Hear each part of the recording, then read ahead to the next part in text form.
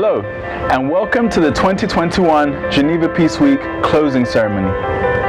My name is Danson, and on behalf of the Geneva Peace Week team, I'd like to extend a warm welcome to all of you across the world and in person who are joining us for this year's closing ceremony. The closing ceremony today will wrap up Geneva Peace Week 2021. We'll have our thematic track leads and panelists who will be drawing out the emerging discussions and topics that are coming out of Geneva Peace Week 2021. The theme for this year's Geneva Peace Week was From Seeds to Systems for Peace, Weathering Today's Challenges. Whether you attended online workshops or engaged with podcasts, videos, and blog articles from our digital series, Geneva Peace Week has sought to nurture seeds for peace for the new tools and approaches to weathering today's challenges while also affecting change at the systemic level. Before we turn to our thematic track leads and our panelists who guide us in a lively discussion looking and reflecting back on Geneva Peace Week, we'd like to hear from you attendees. What did this year's theme mean for you, and what are you taking out of Geneva Peace Week 2021? Well, we need to create peace for our families. How do we do that? We accept family diversity. To promote the values and the culture that will enable mankind to live together peacefully, irrespective of whom we are as a people. The theme really is about achieving peace amidst challenges such as climate change. Building grassroots capability that celebrates diversity and inclusion for self-sustaining solutions. For equal rights and justice for everyone, trying to alter at the structural level with the support of new tools needed to resolve issues. To have peace, we must have human rights for all. If we work together, it's possible.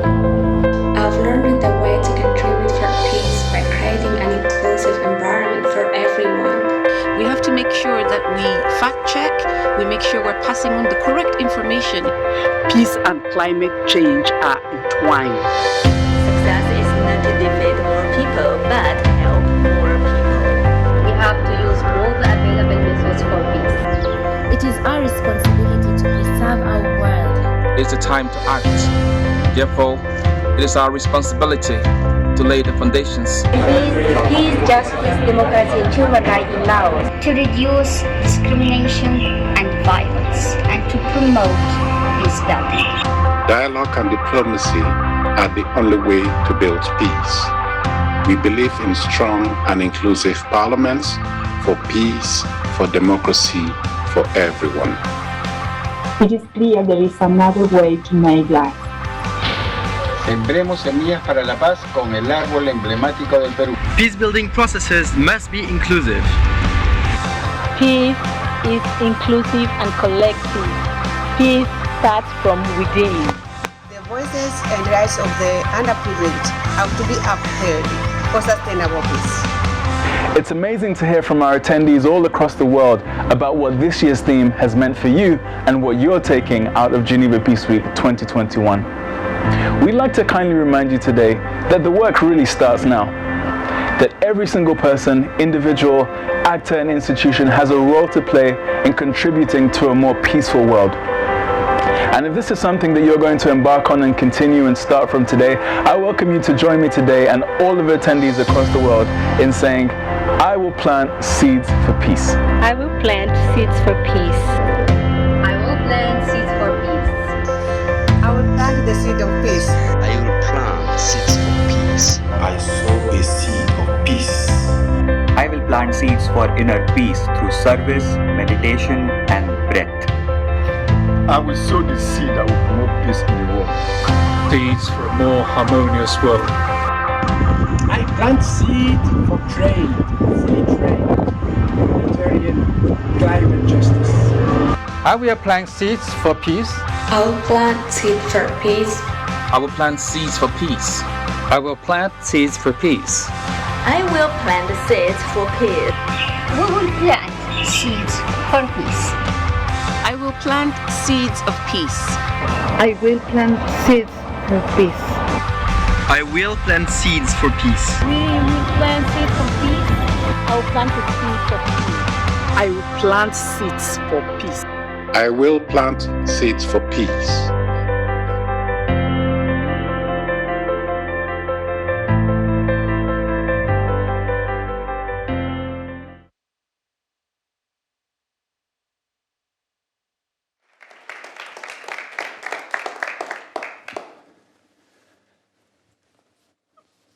bienvenue, willkommen, welcome, benvenuti. I didn't learn Romansh yet. Maybe next year I'll get to that one. But thank you for coming to the end of Peace Week. We made it all the way here. And as we tweeted earlier, if you missed it, if anyone is following online and didn't get to it, we'll sum it all up. You'll get the best of it today. Mais puisqu'on parle aussi en français ici, and we have interpreters in the background, just to remind anyone following on Zoom, you can, if you want interpretation in here, we're hybrid and highly technological. You can scan here to get the interpretation on your phone. And for the Zoom, you will have learned we're all Zoom experts by the end of this week. This little button here with the little globe, you can choose the language you want to follow in. There will be no one speaking directly in French today, as there was on Monday, but if you want to follow in French, you can follow here. So, as I said, we had an exciting week. We had a very interesting opening discussion. We've had over 30 workshops. We had Madam Ellen Johnson Sirleaf here last night in this room, gave an inspiring bunch of stories and anecdotes and wisdom from her experience. We had an escape game. The Geneva Peace Building platform did the escape game. And for anyone wondering, we escaped. We're here. And now we're here to tie it all together. But as Danson said in the video, it's not really an end, it's a beginning. These are conversations, these are projects that need to be continued. But hopefully today you will have found a little more seeds that you can plant in other places. And from the opening, one of the nicest images that I remained with was that seeds actually come from other plants, come from other forests. And hopefully today, and hopefully this week, you found seeds in places that you wouldn't have expected. Perhaps other forgotten gardens, forgotten forests, perhaps indigenous ones, where there are so many seeds that we can be planting again elsewhere. And I don't just mean that in the literal sense, but also in the figurative sense. So, as a reminder, you've seen all the wonderful logos. You've seen, of course, that the jet d'eau was purple. You've seen all of our partners, but we cannot start without thanking them again, because Geneva Peace Week, like peace itself, is a collaborative effort. It comes together, happens because a very dedicated team and a bunch of partners get out of their own silos and work together as one big team. And so a big thank you already to Switzerland, of course, for its support, to the UN offices at Geneva, to the Graduate Institute for the host and all the tech, and to the 5 partner organizations of Geneva Peace Building Platform, the Center for Conflict Development and Peace Building, Geneva Center for Security Policy, DCAF, Geneva Center for Security Sector Governance, and the Quaker UN office, and of course, Interpeace. And actually, you'll be seeing someone from all of them here on stage today, so we'll be getting their support to tie this whole conference together. What I'd like to do first, what you understood, there's 2 separate parts to this closing ceremony. We'll first have our thematic track leads, basically give you the cheat sheet to Geneva Peace Week. If you didn't pay attention this week, here is what you should have paid attention to, here's what you learned. And then we'll have a little break, and then we'll have another panel, which will look beyond. How do we build peace? Well, actually, we need everyone. We'll need trade. We'll need those working in conservation. We need those who work in child relief. We'd even need those who are working in health. So how do we look forward? And what I'd like to do now is just ask my panelists to come up, take their spots. I will introduce the moderator, again, myself, that was easy. And during the opening session, I got to moderate an entire session behind me, everyone online. So to balance out my experience, I get to moderate a session of live human beings. This is fun. And so everyone has their mics. You can also take your mask off. Perfect. So first let me introduce, so every speaker here is from a different organization and represents one of the thematic tracks. You all memorized what the thematic tracks are by now. You're all almost experts in them. But we'll start first. So let me introduce a friend and colleague, Will McDermott, who is project coordinator at DCAF. And he is going to be talking about confronting inequalities and advancing inclusion, peace, and SDG 16. SDG expert after this whole week. Next, we have Florence Foster to my right, a representative for peace and disarmament at the Quaker United Nations office, and she'll be looking at moving beyond securitization, what risks and new horizons for peace building. To my left, we have Gabriel Gomes Couto, student researcher from the Center on Conflict Development and Peacebuilding here at the Graduate Institute, and he will be looking at the environmental peacebuilding and climate change aspects.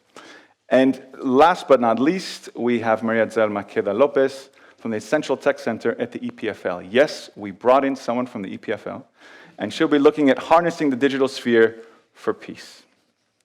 Thank you all, first of all, for coming. You can give them a nice warm applause. So I'm going to be a little cheeky and pick on Maria Zel first. Probably the only one who didn't have a peace degree. You studied, you're at the EPFL. We could ask, what are you doing here? But you work for the Essential Tech Center. So first of all, how was it to be at a peace conference all week? It was great.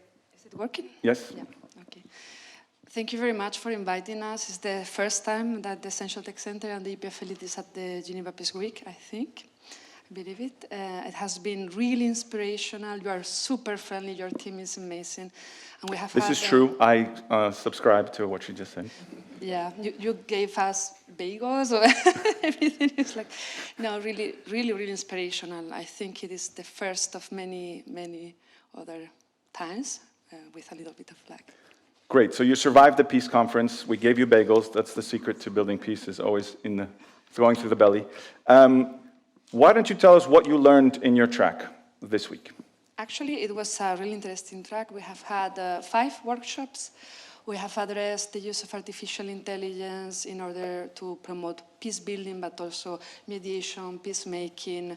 What is happening in the social media about these campaigns of misinformation and hate speech, how to act, how to counteract actually these campaigns. We have spoken about how to activate activists and activism by means of the digital platforms, and also by means of the mass media, the forgotten ones when we are speaking about the social media.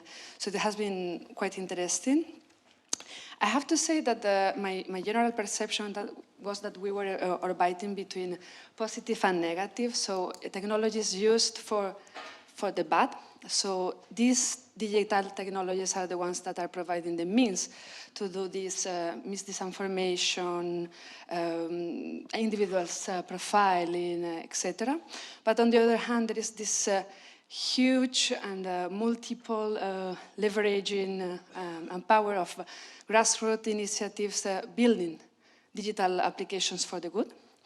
On the other hand, there was like this kind of, there are 2 speeds. Technology is working too fast for how the mindsets and the regulations are following this path. So there was this continuous underlinement of how can we bridge these 2 speeds and not be caught in between speeds. There was this constant reference about global connectivity, that is actually not global because only the 60% of people are connected to the internet, and how to target the populations and the local population that are not connected, how to localize the problem, how to make it local and community-driven. And there were these 2 approaches about, on the one hand, we have this bottom-up community coming from the experience of the grassroots communities, developing and developing and developing. If you didn't check it, please do it. These 5 workshops were amazing, many practical examples to take you, to make you dream and to take home and maybe think about it.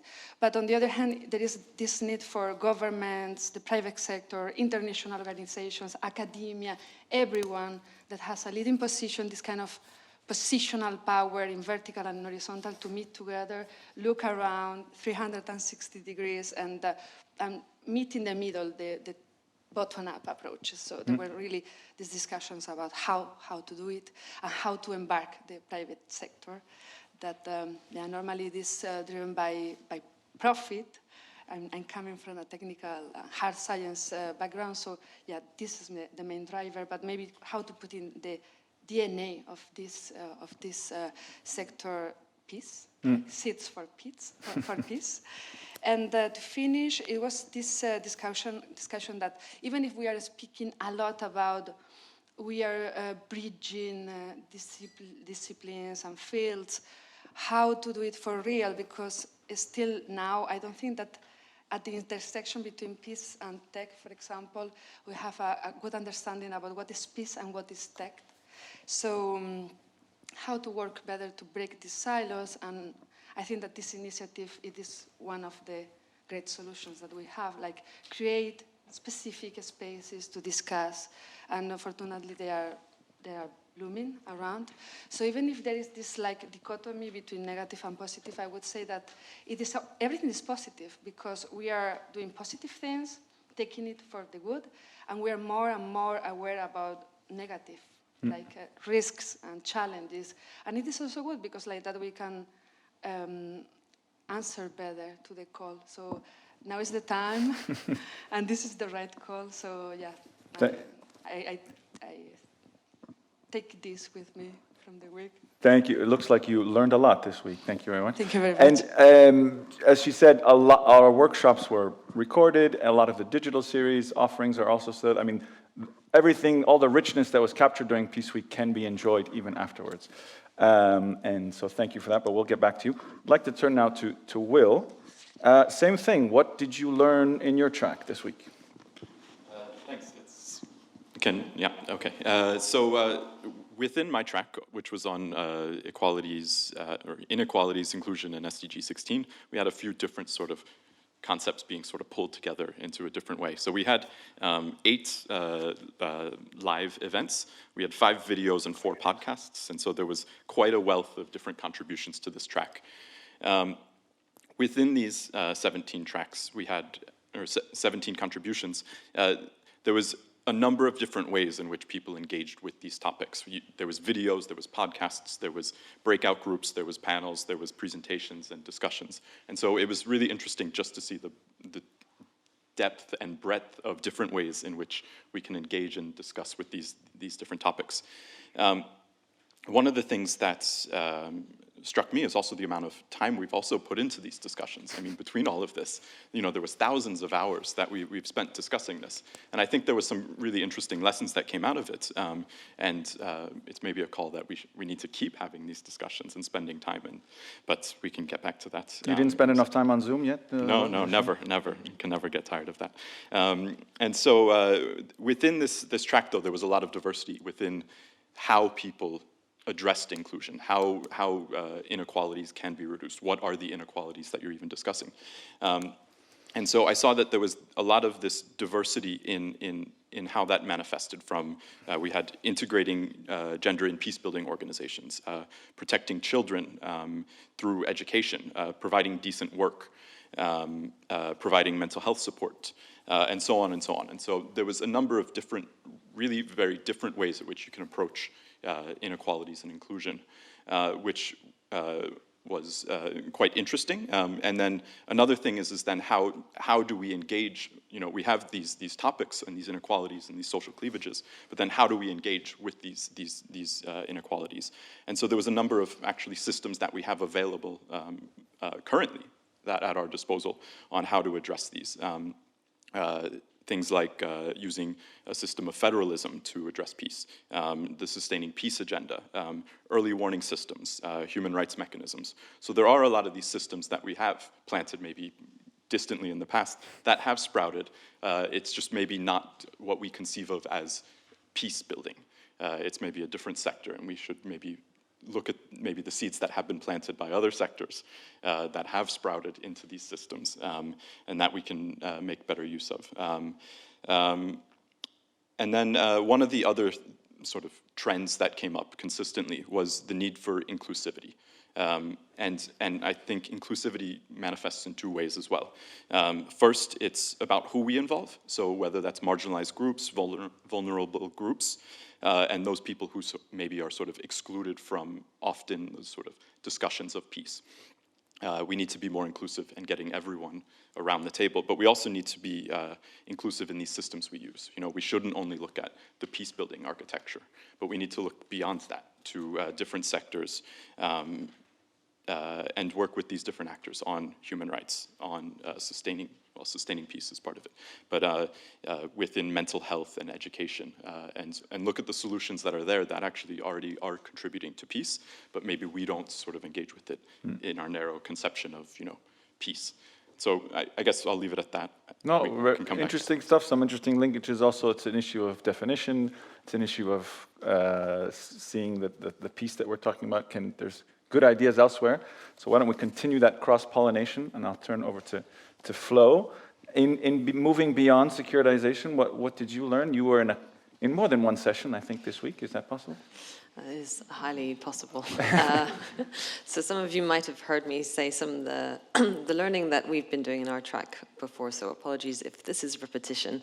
But it's been really interesting to have thrown this topic into Peace Week, because obviously when we thought about it, we conceived of it, we had an idea of what events might come to us. And the diversity of events is definitely not what we had expected. So just from the onset, a bit like what was said before, it is one track with a lot of diversity of events that represent different facets of that one track. I think perhaps worth repeating here is the definition of what we imagined as being securitization and why we find it problematic. And when I say we, it's sort of the GPP and why we put it as a track, right? And Mark Batak on Monday, who was the representative of this track, said it very nicely, so I will repeat his own words. So this is ways whereby actors, that can be us here in this room, that can be governments that represent us or don't, that can also be peace-building initiatives or other initiatives that address perceived threats through hard security narratives, policies, interventions, and partnerships. And the common thread of these securitized approaches is that fundamental rights of each human being who is involved is actually being undermined, and so are the solutions, therefore. And you're potentially compounding risk and compounding the human rights violations of those communities that you're trying to support. And in this track, we had events on looking at drugs and the production of drugs in marginalized communities, and specifically in borderlands. And we looked at this through the case study of Myanmar, Afghanistan, but also Colombia, which is really interesting to see how some of the approaches are extremely counterproductive to supporting those communities finding peace, or simply finding more peace in that environment. We also addressed conflict, or rather violence, in slums, and how disempowering some of the securitized approaches are for the young people living in those slums, who are often criminalized and put in a very narrow box of they are criminals, we need to address it with security approaches. We also looked at how arms control links into that, and how we need to be able to understand why patterns of violence happen in communities, rather than sending in the battalions to try and quelch that violence. And there were a number of events that also looked at what are the thematic ways to be able to approach that and redress that. Some of them called for a human rights-based approach as both a means and an ends. So upholding human rights being a prevention tool, but also procedural rights being a pathway to be able to bring those at the margins back at the center. So participation, equal access to information, etc. Also, the humanitarian development and peace-building nexus was mentioned as being part of that space where you could bring some of the actors more constructively together. One of the things I found interesting as well is that it's okay to be mistaken and potentially conceive that you might be mistaken in your approach. And I think that's embracing the fact that you might not be the right person going to some places, you might not be the right decision maker or not the right leader to be able to create the change.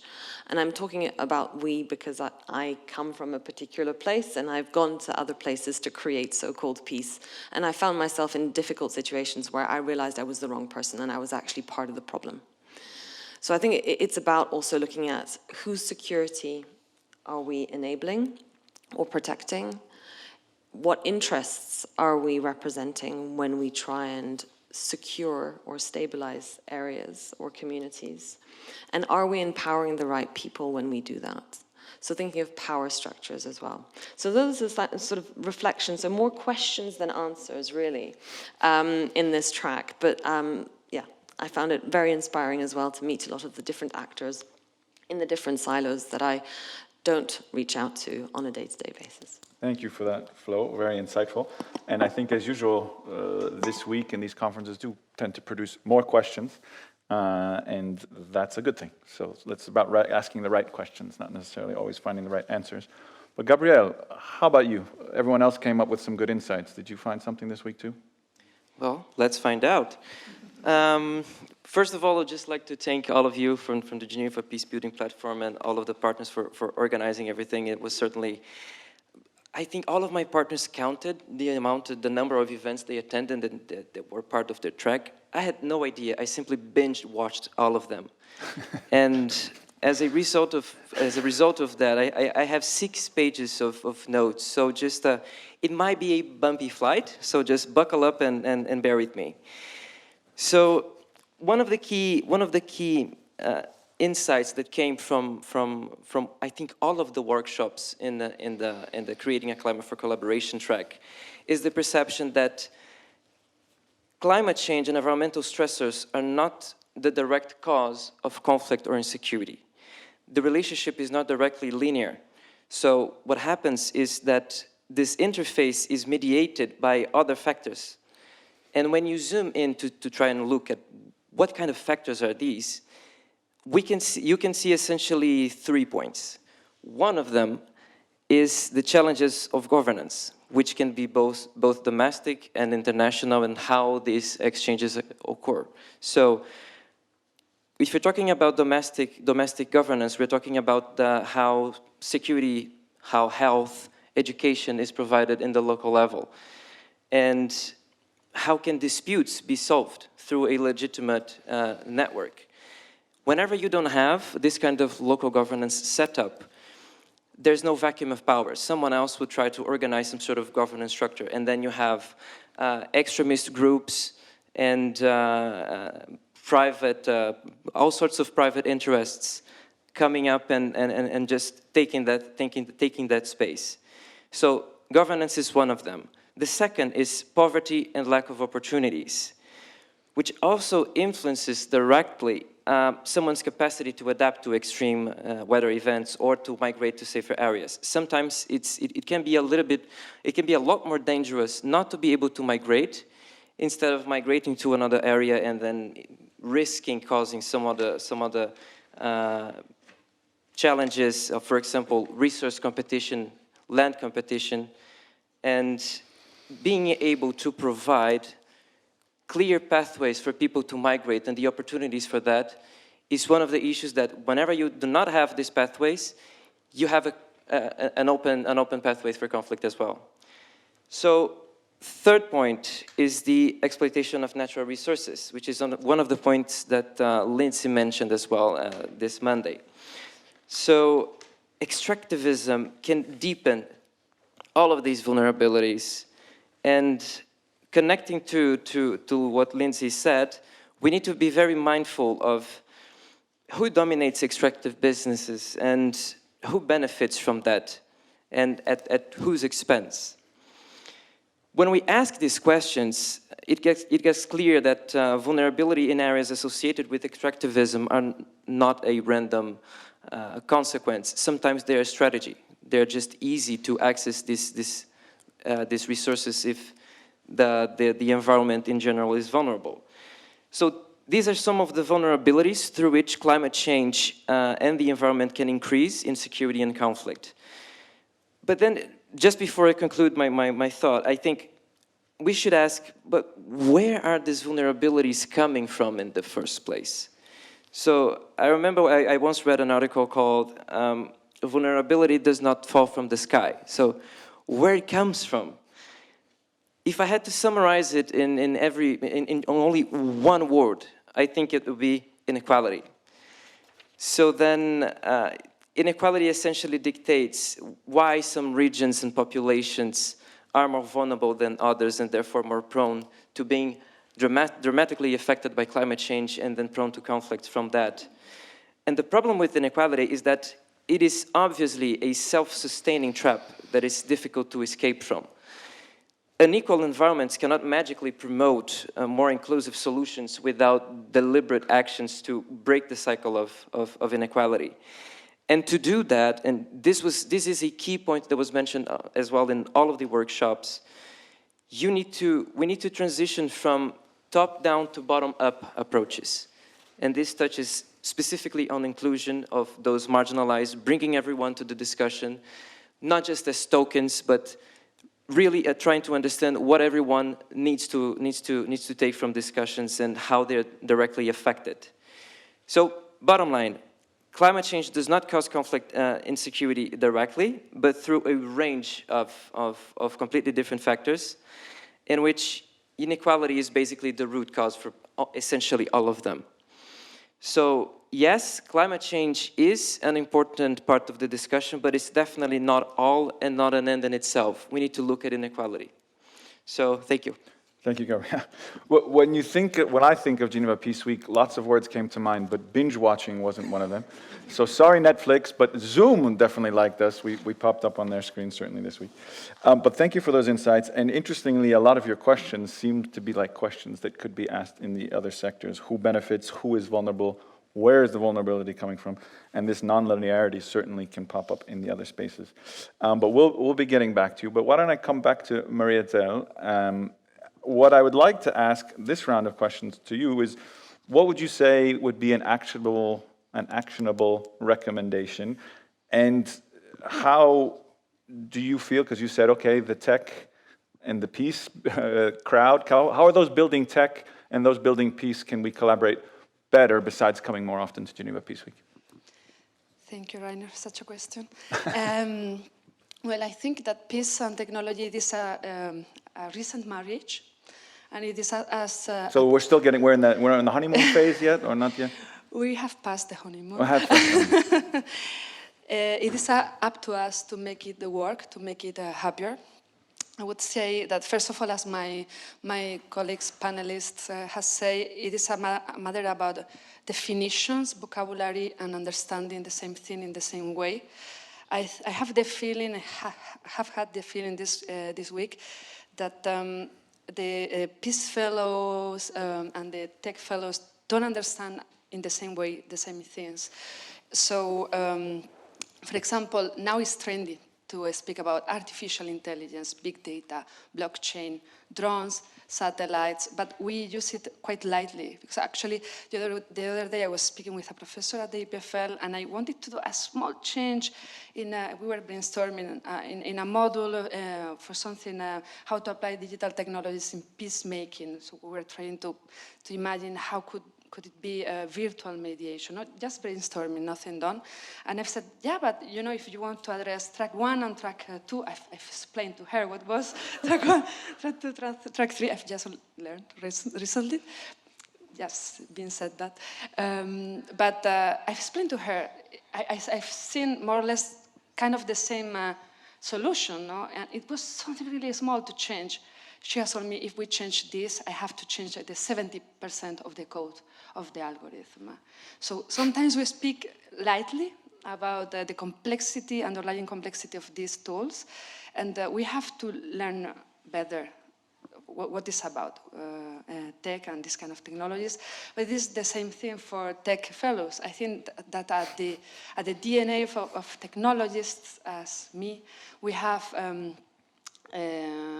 cutting edge, first line technologies, profit, rush, and we don't have the human at the center often, the nature at the center, and we don't have this kind of feeling about the definitions of peace, social cohesion, social contract, good governance. We don't know that. I mean, maybe now know this. You've been well trained. But I have the feeling that thousands of people are studying this. We are not putting at the definition of the technological solutions for the problems that are coming from society. So we are becoming part of the problem, probably. So it is about cooperation, maybe education or cross-sectional approaches or educational paths that include both. I would say that it's about multiple fields and multiple disciplines coming together. So it is about diversity and respect, about this diversity and inclusion of bottom-up, top-down. It's like for sure it is difficult to include everybody, but include as much as possible, or at least the key person that should be there designing with you a technology for this kind of problems. It is about give to all the stakeholders this kind of compass to navigate the agendas in peace in the same way. We have the SDG 16 and the SDGs, but we have this, no? And I don't know, I'm not sure if the private sector, governments, society at large, NGOs, international organizations are using it at the same way, navigating similarly these agendas in order to come with new regulations that are asked to be implemented. And to finish, I would say that it has been quite a lot referred the need to include unrepresented voices, and this is difficult because 40% of the population don't have access to the internet. So what I would say there it is, if you are making a solution or designing a tech for young people, ask young people. If you are a peace fellow and you are trying to design a tech, ask technologists to come to the room. And if you are designing something to probably integrate an approach, a gender transformative approach in your organization, ask women and overall listen to them. Thank you. Very practical and very good. Seems like common sense, but that's not always so common. But thank you for that. And I guess the other actionable thing is you will bring all of your EPFL students to the next Geneva Peace Week, or we have to do one in Lausanne next time. Will, over to you. How would you say, what's the next actionable step would you suggest? And how do we strike the right balance of unifying all these approaches? In one sense, we could be learning from every sector, human rights. How do we strike the right balance of just mixing it all together and at the same time keeping the unity and the distinction of it all? I know that's a hard one, so good luck. Yeah, that's a big question. But to go back to maybe the point I made earlier is that there are some of these systems that exist that we need to make better use of. And this sort of manifested in the different events and discussions that went on this week. I saw that there isn't, of course, a one-size-fits-all approach, but there are some tools that do allow for a little bit of this sort of more holistic approach that allows for sort of this distinction and this nuance that is essential to all these discussions. And so maybe to highlight some of the systems that do exist and that came up frequently in the discussions this week, is that the first I saw was these Sustainable Development Goals, which provides this opportunity to discuss peace in a sort of broader, more holistic way. And so several of the events sort of captured this connection of peace and health. So this interlinkage between SDG 3 on health, or SDG 4. We should ask someone from the WHO at some point today, maybe. Yeah. I don't know. Maybe that would be a good idea. Maybe we can hear more about that later. As well as on education, which is SDG 4, on gender, which is SDG 5, the interlinkage of decent work and peace, which is on SDG 8. He knows his SDGs, everyone. Congratulations. Spouting these out. So there's all of these interlinkages, and I think the events this past week have sort of highlighted that peace is intrinsically linked with sustainable development and vice versa. You can't have peace without sustainable development, but then what does that mean? And that means you must provide education at an early age to children to educate them on what is peace, so that when confronted with these moments where there is that sort of point at which they can choose violence, it's sort of ingrained in them from a very early age. But also in terms of integrating gender, so you do have a sort of wider, more diverse sort of perspective when you're doing peace building, that these are integrated from the start, and it's not just this sort of peace is one thing and education is another thing and health is another thing, but that they work together. And I think the SDGs provide that framework for these discussions of how peace interacts with sustainable development and these other big, really difficult issues that society around the world is confronted with. In addition to that, I see the Sustaining Peace Agenda came up a lot as well, which sort of brings up sort of challenges us to see peace as a continuum. we don't make peace after conflict erupts, but we need to prevent the onset of violence or conflict. We need to then keep peace, which is what maybe the UN has focused more of its time on in the past, but is trying to then also look at then how do we also build the foundations after conflict may have occurred or even before it has. And so thinking about that, this came up as well throughout these discussions where as I mentioned, this example about early childhood education has this preventative approach. But then also when there is the onset or maybe the early stages of sort of onset of conflict, that you have these early warning systems that can sort of provide better data and information about what is going on to then quickly, rapidly intervene and maybe stabilize the situation. Likewise then, after conflict has occurred, providing this mental health care to people who have faced sort of various horrors and trauma from being in these conflict situations. And so all of these events sort of brought together this, it sort of also illustrated this idea of sustained peace. It's not just, there is conflict, now let's bring peace, but peace must be sustained through the whole process. And then the final thing that came up in several events as well is these tools that we have available within the sort of human rights world, if you want to call it that, but it's not a world separate unto what we're doing. They're very complementary systems that achieve the same thing. And so within that, there's, I guess, human rights is perhaps a bit more mature than discussions on peace, and you have all of these mechanisms that exist that create peace as well. And we, working on peace building, need to recognize that those tools are available to us to use, and that we need to work better with those working on human rights to sort of integrate that into this peace building work and vice versa, them to see that what they're doing on human rights contributes to peace as well. So whether that's through the Universal Periodic Review, which was a topic that came up, the special procedures, and also we shouldn't ignore just the availability of national and regional mechanisms as well. So we had discussions on the African Union's early warning system as well, as these tools or systems, I should say, that allow us to sort of contribute to inequalities and inclusion. So.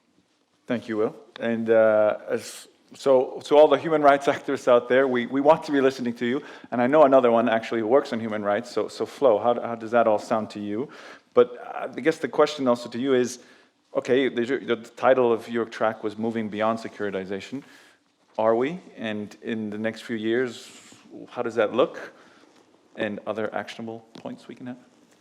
Thanks. It's an interesting question. I guess yes and no. I would be more inclined with no. COVID-19 and the challenges that it has thrown up at us has shown that solidarity and cooperation was not necessarily the modus operandi, and putting people at the center and their well-being as opposed to other interests was also not what the world showed us. So in this sort of post-9/11 era where our approach to security and othering was extremely detrimental to how the world collaborated around what were the different wars in different places and to create peace both at home.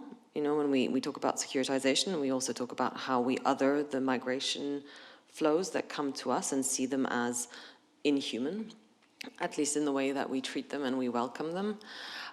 Or if we talk about how securitization is starting to affect climate change and the action around climate change, and how we're putting up walls rather than putting them down to collaborate and cooperate around the impacts of climate change. So not even talking about, trying to reduce the carbon footprint, but it's really about the adverse effects that climate is happening and how we're throwing at it very technical and securitized solutions when it comes to the people affected. So I think my tendency would be, no, we're not, but I think a lot of the events at Peace Week showed that there are people working on it at their different levels, in the different themes that are being put at threat. And I think one of the things that I would invite all of you to do to go beyond securitization is to really think of the people affected by some of the contemporary challenges that we need to weather together, is to see these people as at threat and not being threats in and of themselves. That will not provide you with a solution that you're trying to to bring to weather that challenge. So yeah, that would be my takeaway. And where do we move to? Well, I don't know. Like, continue some of these conversations, continue sharing where we struggle with our own projects, with the own integrity that they bring, or with communities that you see or live in that might be affected by securitization in the different themes that I've mentioned, and continue talking collaboratively about what the solution might be. One of the solutions might be a human rights-based approach, and Will just spoke about it. Another solution might be not to be in that community. You know, I think those are the kind of thoughts that I go away with, and to continue challenging ourselves with some of these questions. I think that's the best way to go beyond it, whatever it is. And I think there's still arguably a lot of learning around the definition of securitization that needs to be done as well. Thanks, Flo. So I'm going to have a question for Gabriel, and then ask all of you just to think of your last final takeaway. You'll have 30 seconds each, last final word. But Gabriel, a few years ago, environmental peace building was not a thing, and today it's a thing. How do you see the next 5 years? Will it be more of a thing, or? And well, yeah, what do you think Geneva plays as a role? What role does Geneva have in all of that? Good point, but difficult question to be answered. So, environmental peace building is one of the ways of framing the relationship between environment, climate change, peace, and conflict. We can also adopt other frameworks and other lenses. For example, climate security. Environmental peace building tries to understand how can the environment be an entry point in all of climate change. How can disruption be used as an entry point to negotiate peace and to make parties agree on something, which we can already see taking place in many countries. And we're not talking specifically only about great peace agreements, sometimes very local initiatives, for example, how to diffuse disputes for land. And this can be one of the real applications of it. So the important point here is not to choose between environmental peace building or climate security, but to build an environment in which we can use both of them in a complementary way.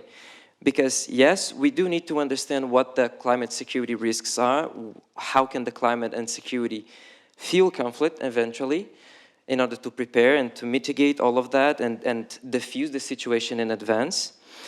But we also need to, it will be a huge lost opportunity not to use all of these environmental negotiations, the environmental discussions, and the fact that everyone lives in the same environment, which is to simply build peace from that. And I think Wednesday, we could see how that unfolds in practice. When you choose specifically between one approach or the other, you start labeling people. But then the problem is that sometimes even the people involved clearly in environmental peace building, that people from Geneva can point the finger and say, well, you are doing environmental peace building. They do not recognize that. And then they do not feel part of the negotiation. They do not feel part of the discussion. So when we start over-labeling and when we start putting all of our labels in people, we basically exclude all of those who cannot identify what their role is. So next, it's difficult to know where environmental peace building will be in the next 5 years. If you look at the UN Security Council, you see that all the negotiations and all the discussions are flowing in terms of climate security risks, not necessarily in terms of environmental peace building. So it's not advancing there, not yet at least. But about Geneva's role, Geneva is a major diplomatic and policy hub. So the role of the organizations, of diplomatic missions, education and institutions, such as this one, the Graduate Institute, is not to try and save the world. The role of the diplomatic and the policy community in Geneva is to facilitate transition, is to help local action troubleshoot.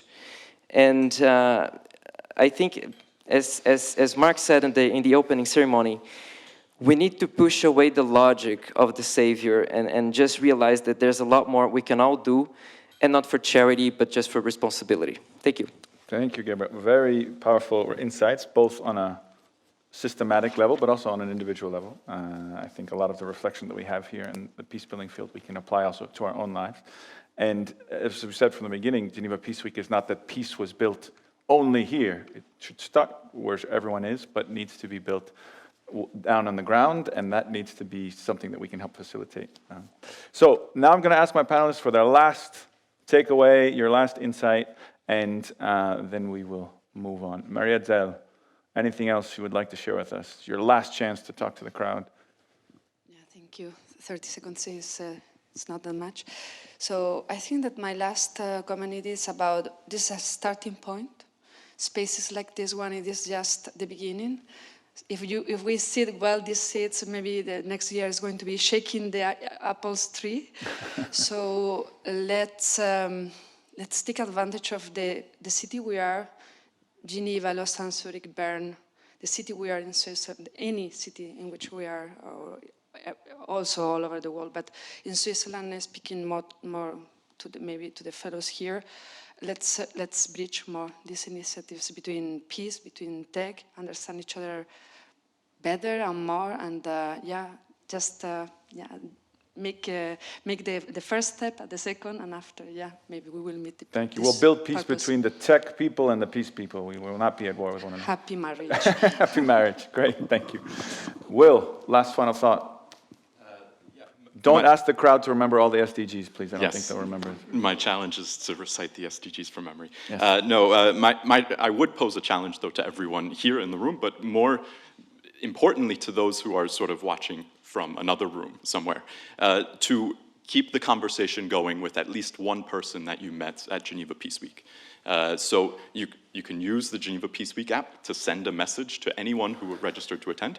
So if there was someone in one of your breakout groups in one of the panels, or someone made a really interesting speech at one of the events you attended, send a message to them and get a conversation going, because we keep talking about breaking out of these silos, but we need to break out of these silos and talk to people.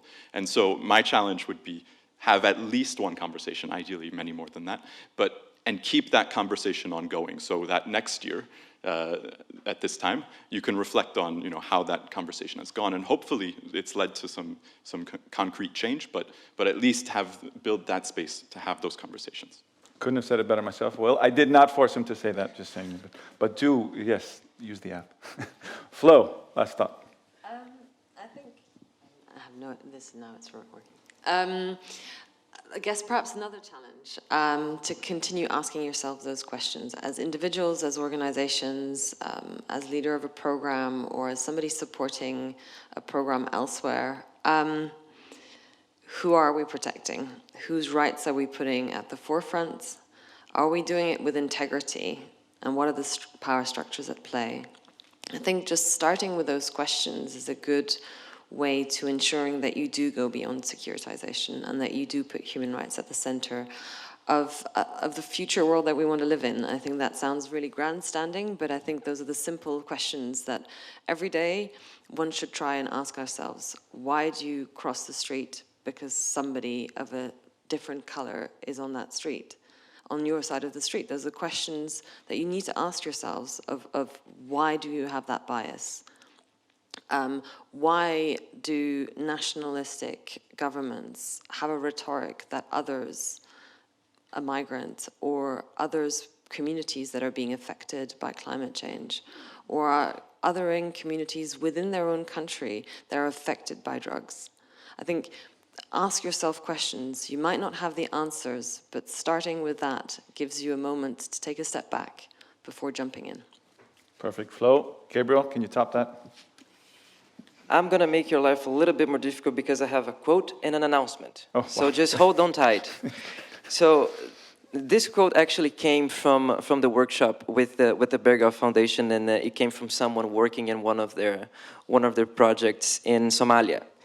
So it is, we all know how conflicts arise during droughts, and the guns are put down immediately after the rains come. This encapsulates exactly how the impacts of climate change help fuel conflicts, and how climate mitigation can also be used as an effort to build peace. And I think this is fundamental at this time more than ever.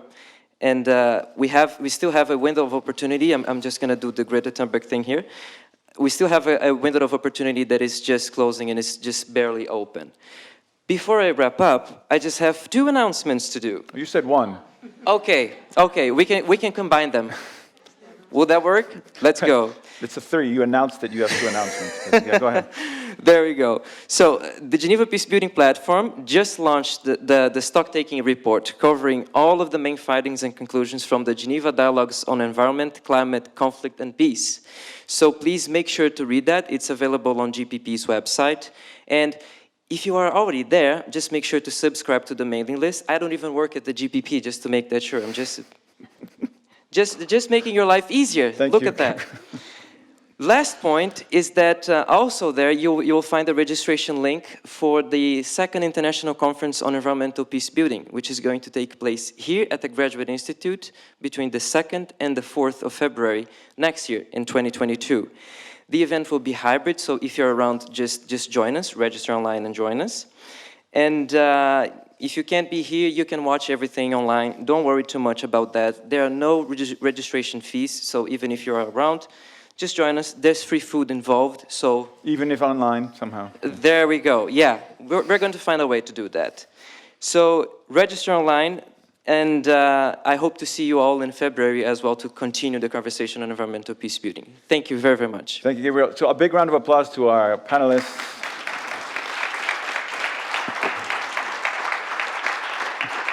We learned quite a bit, and I think there's a lot of lessons that we can take from each silo. The cross-pollination was quite fruitful, and I think, as I said, you can even apply a lot of these things to your own life. Ask yourself to continue asking yourself these questions. So what I would invite is the panelists to sit down again, back over there, because we were supposed to have someone come and sing. Estelle Hughes, who sang this on Monday, unfortunately is sick. And I will not be replacing her, and we will not do an open mic, but what we will do is, since my panelists invited you to have the continued conversations, I will ask you to form little groups of 2 or 3 and talk about what did you learn, both from these insightful panelists and what did you learn this week. And for those online, please write in the chat your highlights from this week. We'll just take a few minutes, instead of singing, instead of suffering through my singing, to chat and listen to one another. So again, what did you learn this week? What did you learn from this panel? And share in groups of 2 or 3 while we set up for the next panel.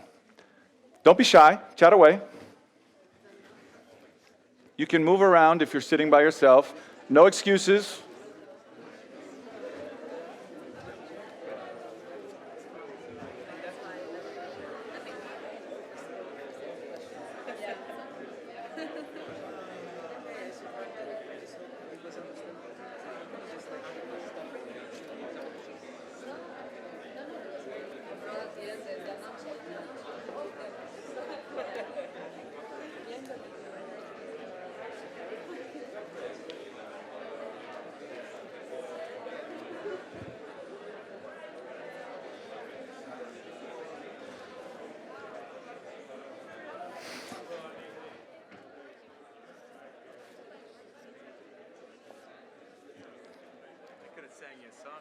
Yeah, I would have called you up.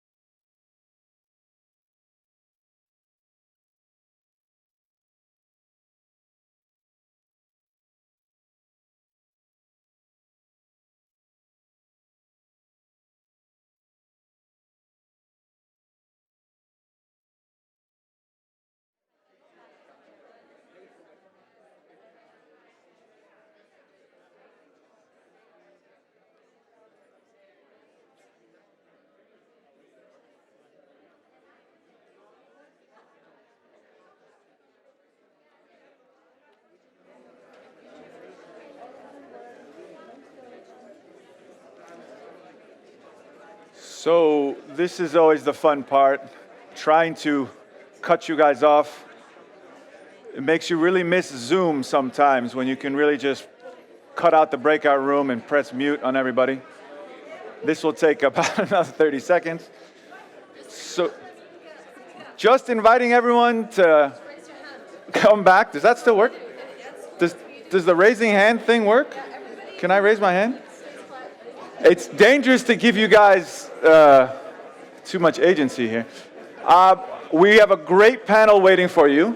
So if I could get your attention, what I'd like to do is you could show the Mentimeter slide. So, thank you everyone, and thank you for making me feel nostalgic for my Zoom time where I could have just muted you all at the same time. But doing things live is fun. I'm glad you all followed Will's advice and spoke. So, what we're going to do is we're going to have the next panel come up in just a moment, but what we're going to do here is we're going to be putting up Mentimeter because we want the people online and the people in the room to be able to ask questions in the same way. So if you scan here, this is for the Menti, and then you have the code. So you can already scan now so that while our panelists are talking and you already think of a question, you can put it up. And then what you can also do, as we did on Monday, is you can vote for a certain question, which one gets the most. And at a certain point, the moderator will be able to turn to the Mentimeter and choose a question. Okay, so we've already set up for our next round. As you see, we're COVID compliant. We have wiped everything down. We are truly hybrid, and we are managing conferences during COVID, which is fantastic.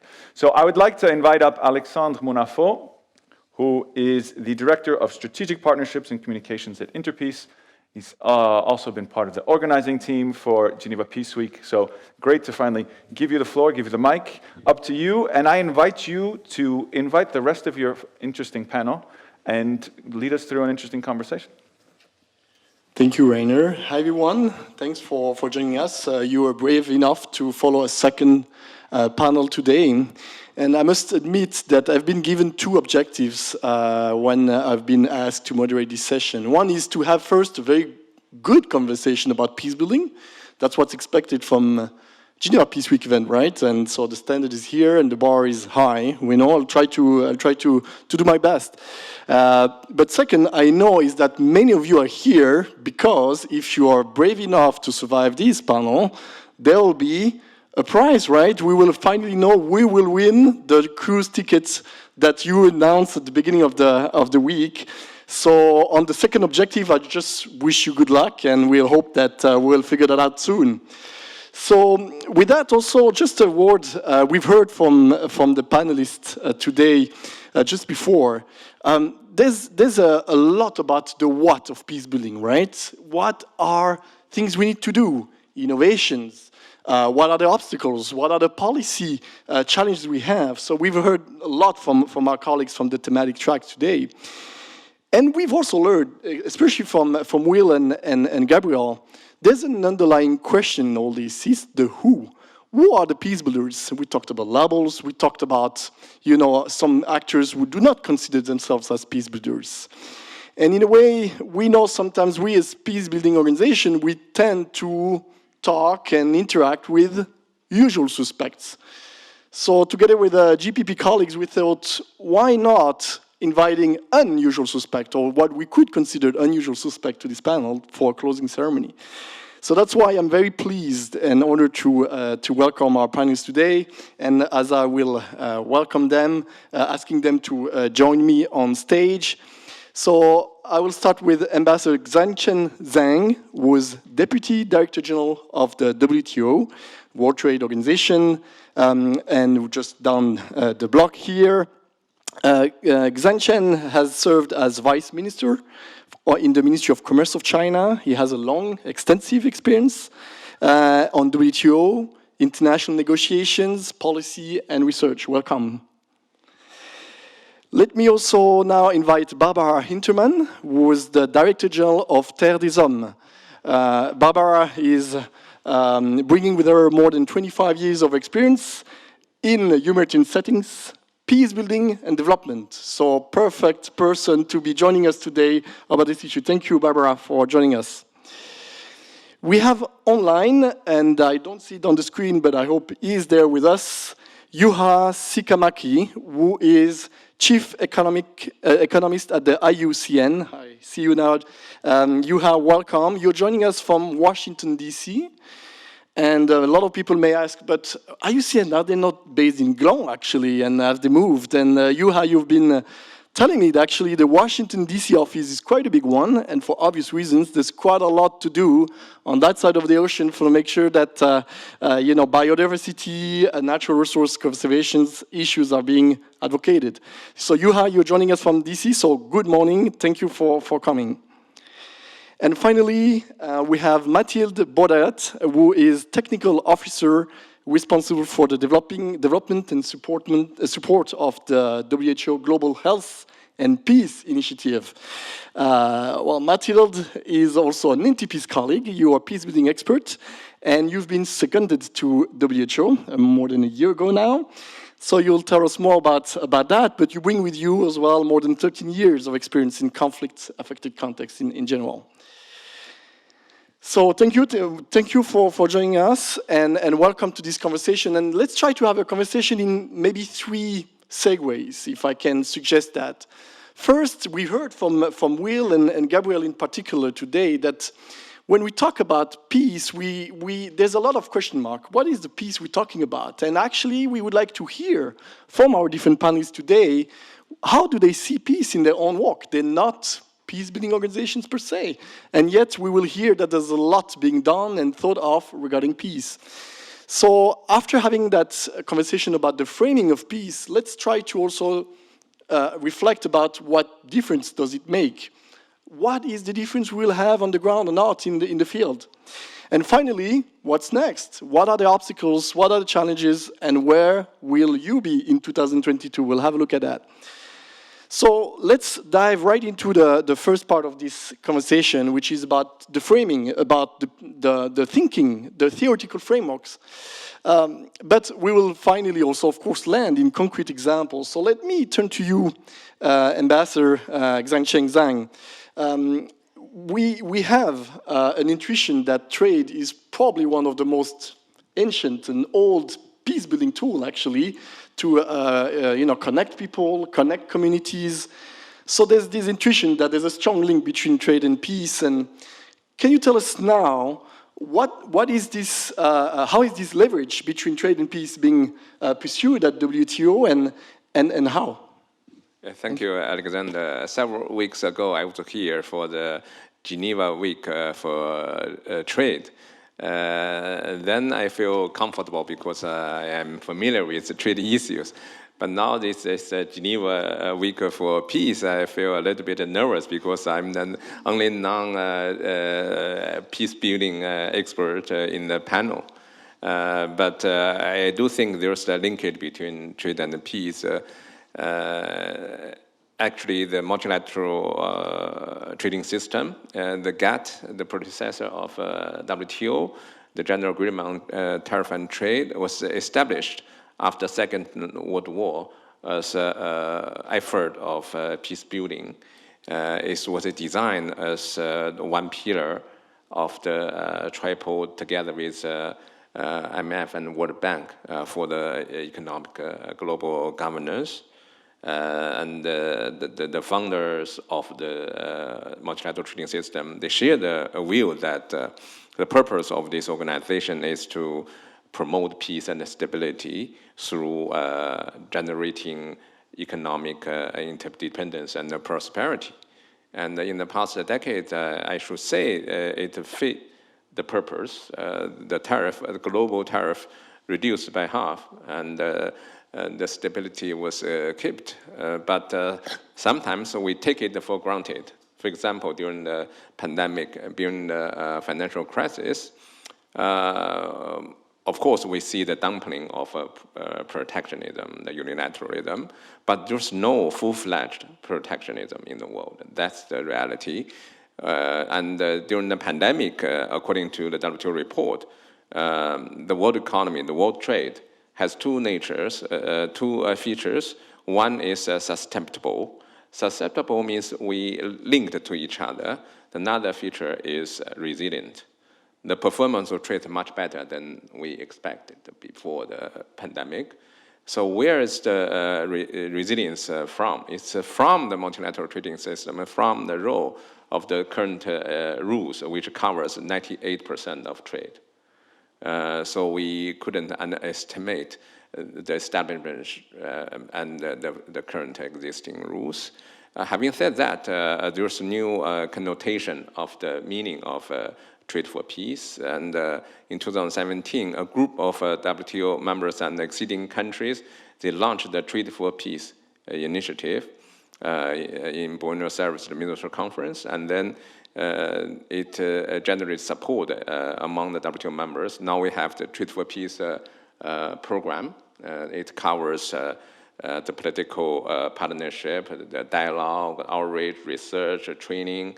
And we launched the Trade for Peace week, and we established the Trade for Peace network, and also the Trade for Peace podcast hosted by my friends, the former Minister of Liberia and Chief Negotiator for its accession, Exxon Adi. And we also launched the Trade for Peace research hub in July. So we are catching up with this peace building, but it's just the beginning. Thank you, Alexander. Thank you, Zhengchen, and that's very interesting to see how comprehensive already there's a number of initiatives being taken forward by the WTO. Let's turn to maybe Barbara here, and you came from Lausanne today, am I right? At least your headquarters are there in Lausanne. We know in Geneva, when we talk about the linkages between development, humanitarian, and peace, there's this our acronym that comes up, the HDP Nexus, and the P letter of the HDP Nexus is particularly haunting this city. How is it in Lausanne? Is it the same spirit? So what's the P in Terre des Hommes looking like? Thank you very much, Alexander, and I'm very pleased to be here. I'm a bit intimidated by all these peace-building experts. I am not. And our organization, Terre des Hommes, is not necessarily perceived as a peace-building organization. Having said that, I strongly believe, and we all believe in our organization, that we are contributing indirectly or directly to peace with our interventions and approaches.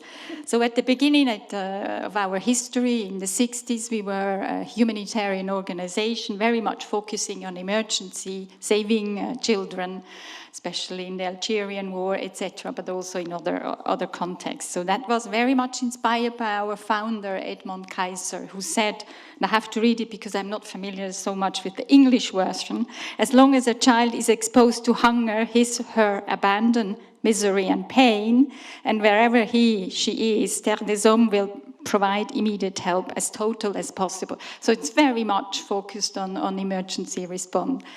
And then in the 70s, there was a sort of, during also the move, the bilateral move to cooperation, development aid towards the South.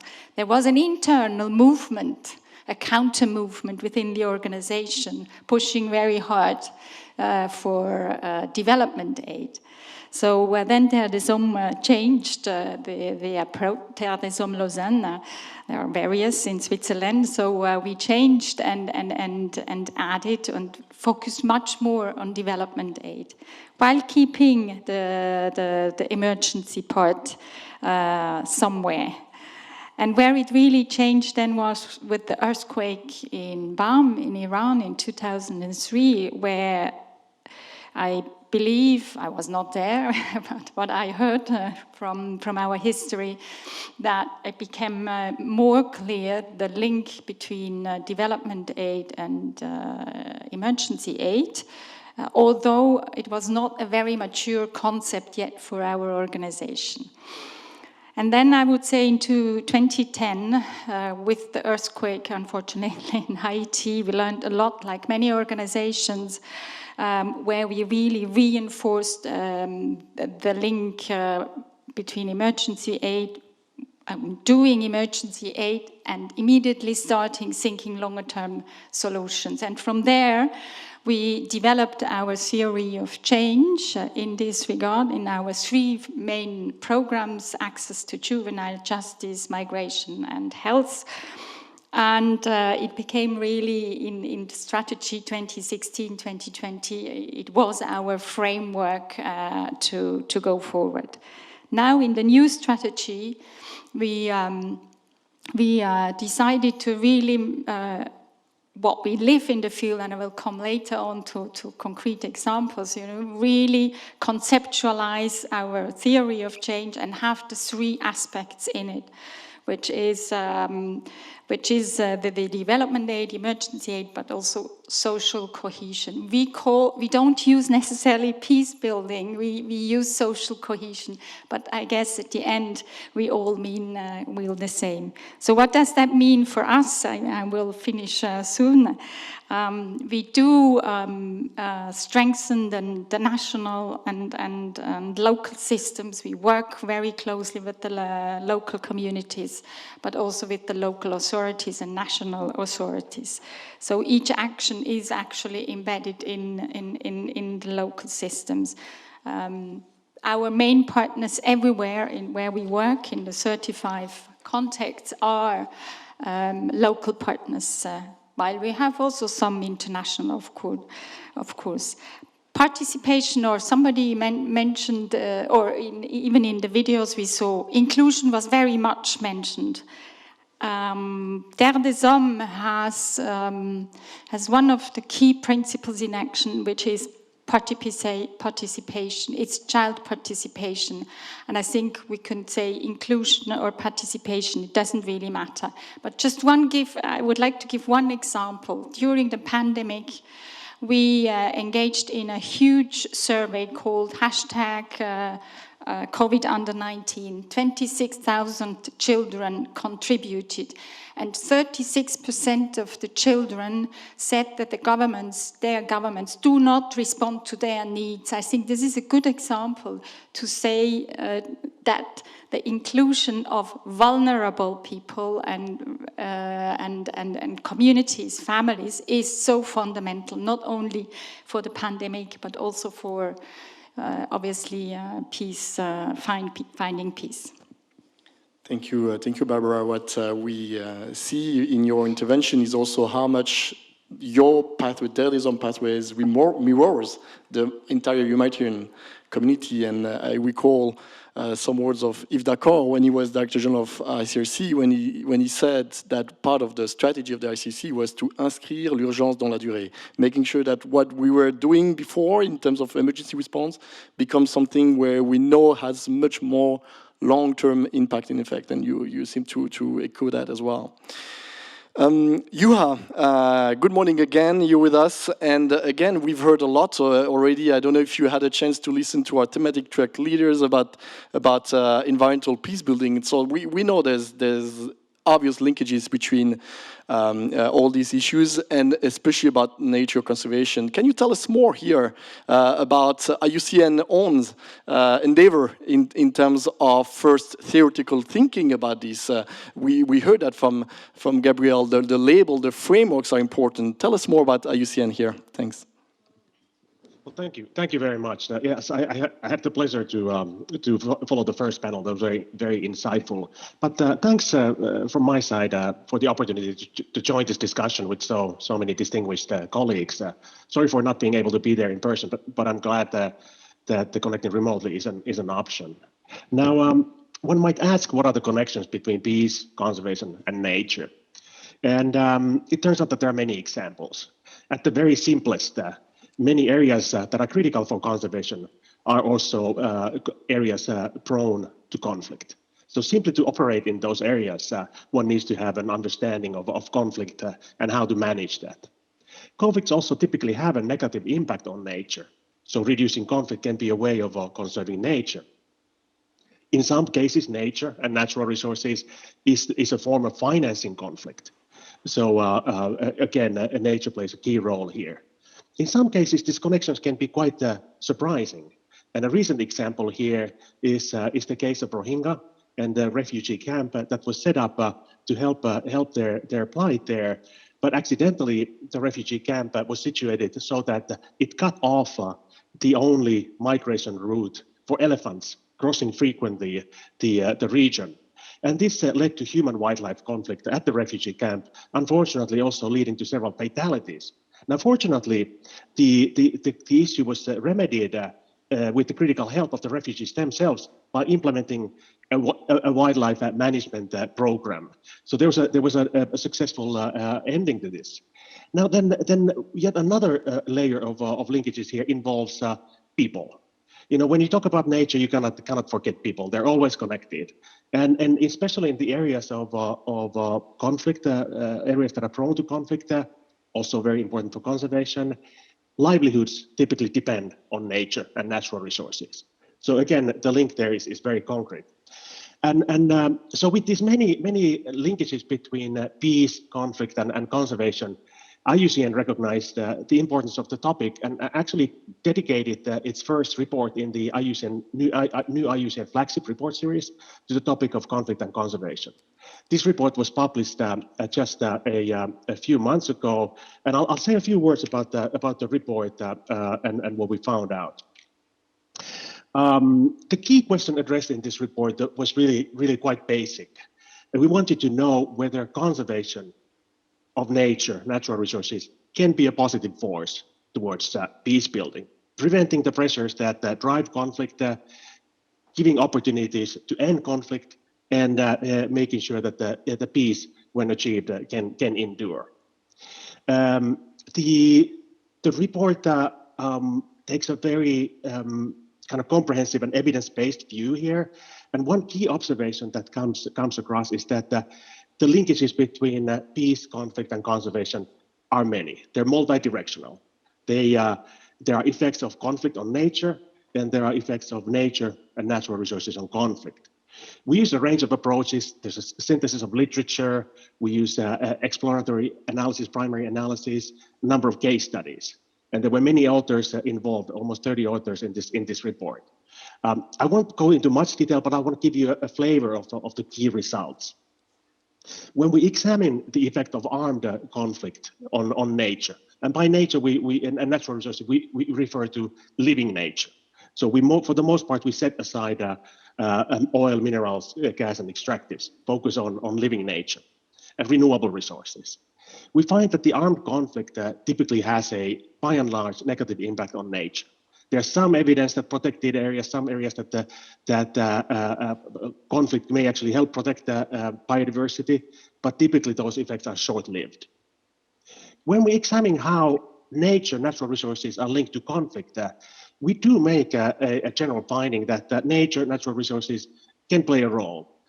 Our key outcome here is that investing in conservation and restoration of nature can actually help mitigate pressures that drive conflict and amplify the forces, the factors that build peace. We find that degradation of nature is strongly associated with the increased risk of conflict. This is the case across multiple types of ecosystems, from agricultural ecosystems to aquatic ecosystems. We find that the condition, the degradation of natural resources, the lack of their productivity to the degradation tends to increase the pressures that drive conflict. We also find that countries, areas that are highly dependent on nature, tend to be quite prone to conflict. And at the outset, of course, we cannot forget the climate change, which is only increasing the pressures that we discover here on the linkages between nature, natural resources, and conflict. Now, what can we learn from these findings in hand? We make a list of policy recommendations to conserve nature and promote peace. These recommendations cut across many areas. They include very critically improving natural resource governance, also including natural resource management and conservation. International law has traditionally had an important role to play in this context. There are options to reinforce it, to extend it. We also find that transboundary resource management has some key roles to play here. In the past, has been successful in reducing tensions that sometimes can lead to conflict. There are opportunities to do so moving forward. And then finally, let me note that we take a look at this from the conservation perspective. But of course, there are many actors in this space. These include natural resource governance, conservation and management agencies, humanitarian agencies, development agencies, and military and security sectors. Each sector and set of actors has a distinct role to play and also opportunities to advance their goals by investing in conservation of nature. So it is not just the conservation community that needs to play a role here and can play a role. Rather, it is the conservation community along with the other actors in this space, humanitarian agencies, development agencies, military and security sectors. And then another key observation here is that neither one of these actors, none of these actors can achieve their goals alone. So partnerships are very critical. They vary in scope from very basic things such as understanding the role of conservation in the context of, say, military and security sectors. For conservation community, understanding the roles of security sector, military sector, humanitarian sectors in the world of security, peace and security. So there's a lot to be to learn here by way of maybe training and simply working together. One can also imagine that to effectively build peace, implementation and monitoring of different actions should involve perhaps greater degree of partnerships than that we've seen in the past. So the great potential is there. So I'll just summarize that we do find that issues related to peace, security, and conflict are quite critical to conservation. There's something that we recognize for a long time, but we also see this as a very kind of positive opportunity for conservation community to play a role, be very proactive to help peace building. And again, conservation alone by no means will be a silver bullet. It's not going to be the entirety of the solution. But I think there's a robust evidence and even experience to suggest that conservation certainly needs to be part of the solution in peace building. Thank you. Thank you, Juha. Thank you very much. And we had the opportunity to also see another peace builder kicking in during our call, Ambassador Greminger. And we know we will make an intervention later on. Thank you, Juha. I mean, what is interesting, and that is a perfect segue to Mathilde as well, is that there's a lot that has been done already at UCN in terms of looking around. So it's not about creating new ways of working, maybe it is, but at least there's a lot you can tap into in terms of what UCN was doing. So a lot was about mapping, identifying, getting beyond the labels as we heard before. So we'll hear more about, okay, but what does it mean in practice? So that's going to be the second segue. But Mathilde, there's also another concept that is now being pursued in different agencies, especially by Interpeace, which is called peace responsiveness. And you are part of that initiative as being seconded to WHO. You are now within WHO to pursue a very important work about health and peace. Tell us more. What type of responsiveness are you talking about here? Thank you, Alex. Good afternoon, everyone. So, yes, at WHO, there is what we call a Global Health and Peace Initiative. It's an initiative that was launched in 2019. Although previously there was a program called Health as a Bridge for Peace in the 80s and 90s. Now, the recently launched Health for Peace initiative is indeed trying to ensure that WHO's health interventions are not only conflict sensitive, but are also peace responsive, as you've just mentioned. What do we mean by peace responsiveness? It is a concept indeed that Interpeace has developed. Peace responsiveness is about delivering peace dividends through technical interventions from different sectors, such as WHO's humanitarian and development interventions.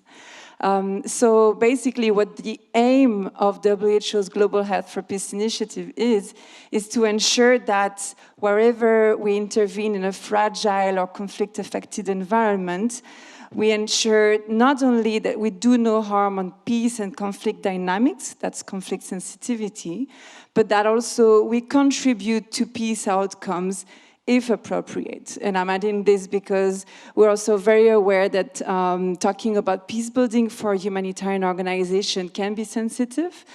So one of our principles beyond inclusiveness, local ownership, participation is also context specificity.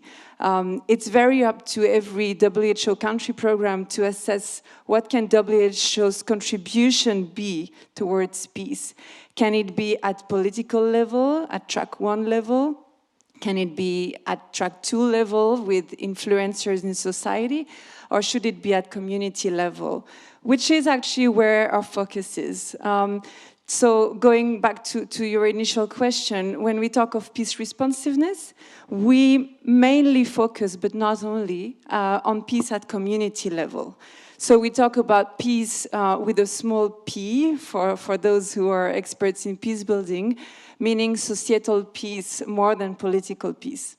This said, WHO also works at political level towards peace outcomes. I will give you an example. In the Eastern Mediterranean region, as we call it, let's say it's more or less the Middle East, the regional office of WHO has been engaging with different member states in the region that we know is very much affected by different conflicts, towards increased interstate cooperation through health, including through the COVID response, towards improving interstate relationships. So that is typically a good illustration of health as a bridge for peace, as we used to call it, at track 1 level. At track 3 level, which is where we intervene the most, some of the health and peace outcomes that we are trying to achieve are improved community cohesion or horizontal trust. And that can be done through mental health and psychosocial support interventions. That can be done through inclusive dialogue, inclusive governance at community level on health delivery. We could also pursue outcomes such as rapprochement between parties to a conflict.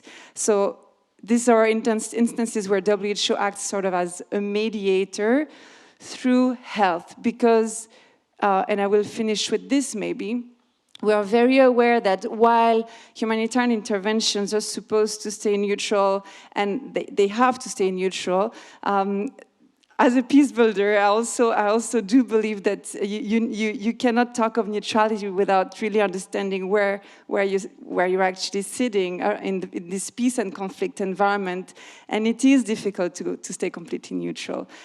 You can contribute to bringing parties together through health, because health is seen as a common good, not necessarily as a neutral business, but as a common good, and that can bring people together. Yes, thanks. Thank you, Mathilde, and you've already introduced kind of the second part of the conversation, because yes, we know it's important to frame the issue, to understand this from a theoretical point of view. Juha explained also very well how much intellectual work has been done at the USUN, for example, but let's go back to the difference we want to make on the ground. Xenchen, tell me one tool that has been pursued within that comprehensive trade and peace initiative is the accession moment. And it sounds like a technical element for all of us in peace-building world, but the accession moment for a country, especially a country that has been affected by conflict, is and can be a key moment where the number of opportunities can be leveraged. Can you tell us more concretely by the fact that you leverage this moment, this process? How can you generate these peace dividends, this peace outcome? Okay, thank you, Alexander. Accession process is critical for the existing countries. In this process, they need to open their market, and they need to conduct institutional reform to keep their economic and trade regime consistent with the international norm. That's the linkage between trade and peace. I think the institution building is directly respond to the SDG, the Sustainable Development Goal, Article 16, peace, justice, and institution.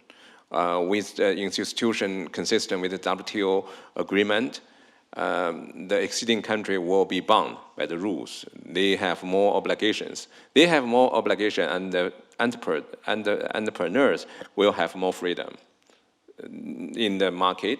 And it's good for their economy to be more dynamic, and more benefit can be generated. So that's the function of the accession to work for the peace. And is this, if I can jump on that extension, is this also an opportunity not only to work with governments, but with a wider range of actors? Humanitarian, we heard in this context, there's a wide range of actors, humanitarian development, civil society. Mathilde called the different tracks, track 3, track 2. Is it something that the accession moment can allow as well? Yes, actually, my colleague and we just came back from Uzbekistan. They are in the accession negotiations. In Tashkent, in Bahar, we see the booming of the economy because the government would like to be integrated their economy to the global one. So the business, the ordinary people, they are all involved in this process. We see this momentum, and I have a deep impression that's good for the people and for this country. Thank you, thank you. And talking about peace dividend, Juha, you mentioned a few already in your first interventions, and we talked about Myanmar, especially. There's a lot that's been around mitigation of, I would say, conflict or like violent conflict. But we've heard also from Barbara, we heard from Mariel that there's also a small p, the social cohesion. To what extent communities can be brought together and have their resilience enhanced. Can you tell us more, like what, now that you have these frameworks, now that you have this flagship report, is the social cohesion dimension of your work being pursued a bit differently? Can you give us some examples? Thank you, Alexander. That's a really interesting, good question. I was excited to hear this issue being brought up from different perspectives. We think it's critical in order to be successful in conservation of nature. Conservation of nature is the way we view it in IUCN is an effort to improve the well-being of nature, but also improve the well-being of people. Only that way it can become sustainable. So in the conservation context, we typically see this as that a comprehensive approach is what is needed. Comprehensive in terms of geographic space. We tend to think that landscape, large-scale efforts, interventions are what are needed. And then we also need comprehensive approaches in terms of not only the environmental dimensions being addressed, but also the social, economic, political dimensions being addressed. And while it may be the case that issues related to conflict are not necessarily always in the portfolio of interventions that we would have considered as leverages to improve peace, I think there's a great deal of opportunity and need to do that. So for me, actually, as a conservation organization, this idea of conserving peace and conserving nature kind of falls very naturally into that framework that we think is needed in any case to effectively conserve nature. Thank you, Juha. And that brings me back to Mathilde, WHO. You mentioned a few contexts. Are we there? Are we already witnessing a lot of changes, or are we still in the making phase of how health and peace will be better integrated? Can you tell us more? What's the pathway now on the ground? I think it's both. The answer is in the question.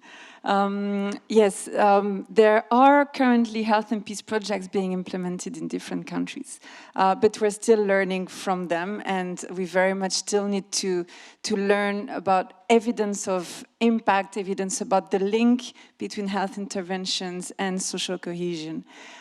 So currently, WHO has projects that contribute to health and peace in mainly 3 and soon 4 countries. Our biggest program is in Ukraine, and it's actually meant to grow in partnership with Interpeace, fingers crossed, where actually the Ukraine country office is contributing to both rapprochement between the parties to the conflict, so we're talking high level here, through dialogue, and also working towards social cohesion at community level through health. We also have various programs on MHPSS and peace. I think, MHPSS is, I've got contaminated by acronyms. MHPSS is mental health and psychosocial support. Actually, mental health has become a very important entry point for health and peace building. So in Somalia, we have been helping youth who have been targeted or who have been part of the conflict to reintegrate through mental health support, and including by giving them the leadership of providing mental health support. Together with practitioners. We're also doing similar work in Sri Lanka, for example. And very soon, very interestingly, we are going to collaborate with the IOM and the Department of Peace Operations of the UN in Cameroon over a new peacebuilding fund project that aims at contributing to community violence reduction through health. And in this case, we're going to address some of the root causes of conflict, such as the lack of economic opportunities for the youth who are recruited in the Far North region by Boko Haram, by providing reinsertion opportunities in the health sector, also addressing grievances or frustrations about lack of equitable access to health. That is a major entry point of the Health for Peace initiative, providing equitable access to health, which very much resonates with the WHO's objectives, such as universal health coverage, for example. So yes, it is starting to make a difference on the ground, and at the same time, we need to pilot more of these in order to keep on learning and to see what are the good practices. Thank you, Mathilde. So there's a lot on the plate. So we'll hear more, and maybe for the last round, so that colleagues can be prepared here. So is what will we bring in 2022? I'll let you prepare maybe some thought about that, because there's a lot being done. Barbara, what's the plan at Terre des Hommes? There are a few countries and contexts where things are being done differently. What we will hear from you next year? For next year? Okay. Already now? No, already now, and it will continue in the future as well, is really strengthening this famous triple nexus. Maybe I can give you an example. We are working in the Sahel, and especially also in Burkina Faso, a protracted conflict with all facets of conflict that we can imagine. And our contribution is very much at the community level. It's track 3. So I would say we have various activities or even programs that do directly and indirectly contribute. For example, one to mention is access to what we call access to juvenile justice. What does that mean, in fact? And I think this is really the activity contributing probably most to the little p, which is, we mean with that, finding alternative solutions to detention of children, and also engaging with that, with the community on panel mediation, and working very much with some of the wise people of the community. And I think that's very important, you know, to bring these young people back into the community without passing too much time in prison and being accepted and integrated again. Of course, this is just one aspect. There is various, then also the socio-economic integration of young people, especially also those who went through a difficult time, let's say like that. I think I would like to mention just that example.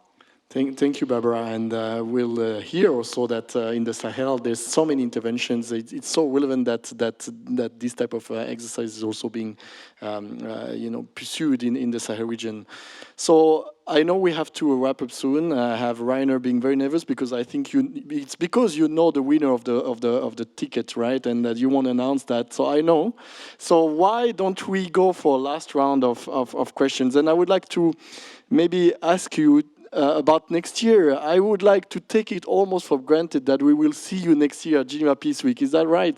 And if so, what will you bring, Xiancheng? What will you bring to the Geneva Peace Week 2022 in terms of connections, in terms of substance, in terms of actors? Thank you, Alexander. Actually, we are at the initial stage of the Treaty for Peace program. We are not in the honeymoon. We are just a start of dating. So let's continue this kind of communication. I promise you, I will be in the next Geneva Week for Peace, and 10 days from now, we will organize a Trade for Peace Week in WTO. So we invite you all to participate in this event. We will invite some delegates from Eurasia to share their view about the leverage of Trade for Peace. Thank you. Thank you, and you're already giving us a calendar for the continued dating, so we will definitely make sure that we follow that. Juha, I'd be tempted to also ask you, will you take not a plane, but maybe a boat to cross the ocean and come to see us next year? And will the next flagship report of IUCN be about that social cohesion or about new case studies? Tell us. Excellent, Alexander. I hope to take the plane or boat to be with you next year. At IUCN, using the dating analogy, there is a long history of work in the conflict area. One could imagine us being a kind of an old couple there, rather than just starting dating. So we continue that line of work will continue, and it's become more and more relevant and important today. I'll just note in the end that conservation world increasingly works in the context of nature-based solutions, thinking about how to manage and conserve nature to address societal challenges, typically in the context of climate change. Great potential to mitigate emissions from nature. It may help us reduce disaster-related risks. The question that we ask ourselves is there a nature-based solution for peace building? And we think that the potential is there, but it's also a topic that is, of course, full of complexities and requires this partnership and participation by many different actors. So we look forward to moving forward with that exploration of that nature-based solutions concept for peace building, and hopefully we can share some findings and experiences on that next year. Thank you. Thank you, Johan. You will also know that we've heard before that there's a calendar for that, for that romance to continue as well, especially in February, as we've heard. Barbara, where will you be in 2022? Well, I will be here, and you asked my friend from China here, what will he bring? Well, you didn't ask me what I will bring, but I think we should bring the new generation into it. And I really talk about children, not the smallest one, but those between whatever 15 and 18 years old. I think we should include them. That is what we talk about peace, it's their future. And I'm so convinced they have something to contribute. So I will come. And I think some of you have mentioned the silos that exist. And these silos already about among the NGO or organization community, we should break that. It's still not... we are still, I'm an extraterrestrial somehow, let's say like that. And I think we should really work closer, even with IUCN. I believe in that. So hopefully we will have that next year. Thank you, Barbara. Mathilde, I'm suspecting that 2022 will be a busy year for you for all sorts of reasons, but a lot will happen also on the health and peace front. What will you share? Hopefully lots of good news indeed. Starting with, yes, 2022 is an exciting year for us. As of January already, WHO's executive board, which is one of our main governing bodies, obviously, is going to actually discuss the Health and Peace Initiative next year, which is a major thing for us because the likely outcome is that the output is that they're going to pass a resolution or a decision of the Executive Board on Health and Peace. And this will give the initiative a lot more momentum, legitimacy, and the political support that's needed from various member states to continue implementing this approach in different countries across the organization. So hopefully next year we come with an Executive Board resolution or a decision. Next year, and actually very soon as well, we will probably be able to come with a practical handbook on the health and peace approach. That is something we've already developed. It's almost ready. It aims at basically giving WHO country offices and partners the tools, the practical know-how as to how to do conflict-sensitive programming and peace-responsive programming through health. And last but not least, I very much hope that based on the knowledge that is going to be shared through this handbook, through more training as well, there will be more projects being implemented. I mean, this is the goal of all this. We hope to see many projects flourish in different fragile and conflict-affected settings. Thank you, Mathilde. And as we yield the floor back to Rainer, I think in terms of some just quick wrapping up words, I think 2022 will look like a peace-responsive year. There's a lot that needs to continue. We've heard today that the framing matters. We've heard that in the first part in terms of what do we exactly mean by peace when we pursue peace, big P, little p, or other levels, social cohesion. We also hear that a lot of the work being done is not just about making sure that we force that linkage between peace and these interventions. It's also about these interventions being more effective themselves. So it's about being effective as an organization in this context. And we've learned that there's a lot to do and that we need to keep learning without forgetting, and I think I will insist on that myself, on the political side of it, is that this also requires some political endorsement, validation, so that this agenda can be pursued. The fact that Yang Chen is the Deputy Director General of WTO, the fact that this is going to be taken at a different level at WHO is a good example of how this political strategy has to also continue. Thank you. A big round of applause to our panelists. And with that, back to you, Rainer. Thank you again to our panelists. And don't take this the wrong way, but please get off the stage.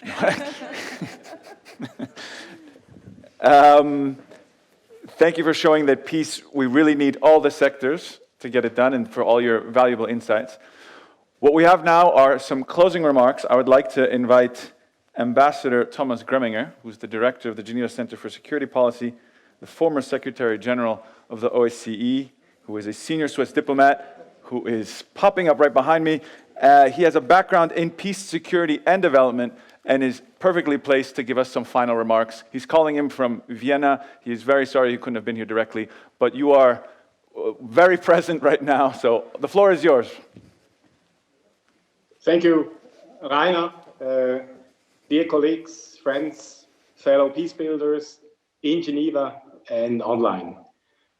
On behalf of the Geneva Peace Building Platform Partnership, the Geneva Center for Security Policy, the Geneva Center for Security Sector Governance, Interpeace, the Quaker Office, United Nations, and the Center for Conflict Development and Peace Building at the Graduate Institute, I'm delighted to share concluding remarks of the 2021 Geneva Peace Week with you this afternoon. As Rainer just said, I wish I could have joined you in person, but instead I'm with you the same way as many Geneva Peace Week 2021 participants through this online platform. At the outset, I would like to convey to all of you greetings from Vienna. Dear colleagues, dear peace builders, the current geopolitical context is of great concern. While the world's geopolitical environment has rarely been really stable, the volatility we see today is particularly complex, particularly unpredictable. Peace is fragile at best and absent in too many places and regions. On the 15th of August this year, the Taliban entered Kabul and took charge of 39 million Afghans, including 19 million women and girls. 19 million, that is about the same number of inhabitants living in the Scandinavian countries combined, male and female. Overnight, several of the most basic human rights were denied to these 19 million Afghan women and girls.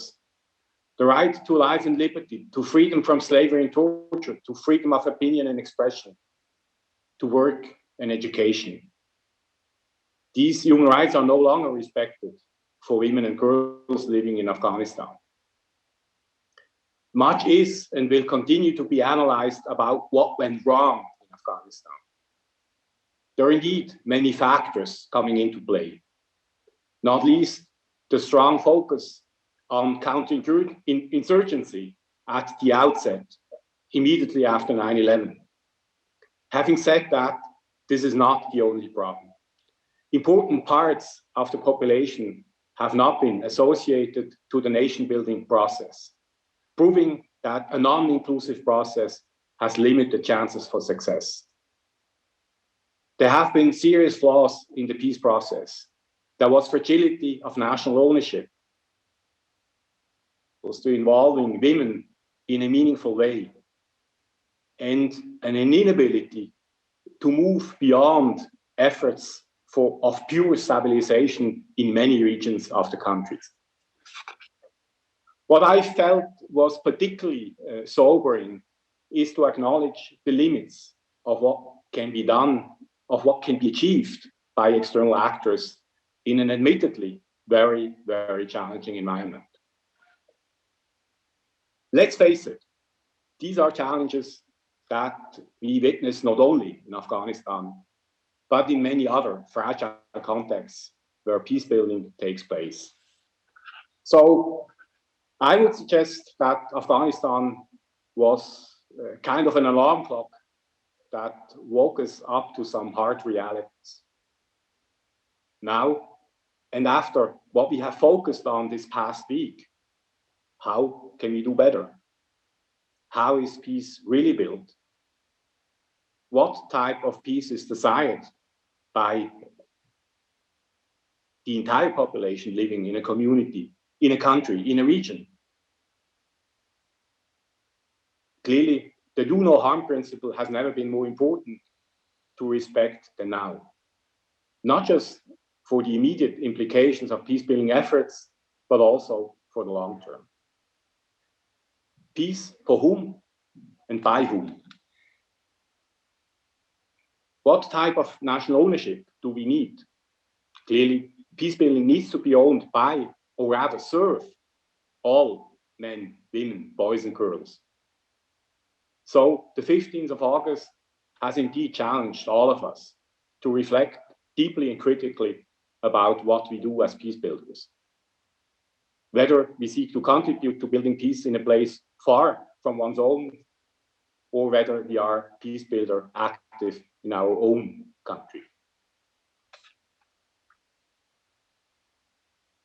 Dear colleagues, dear peace builders, it has been an intensive and a productive week.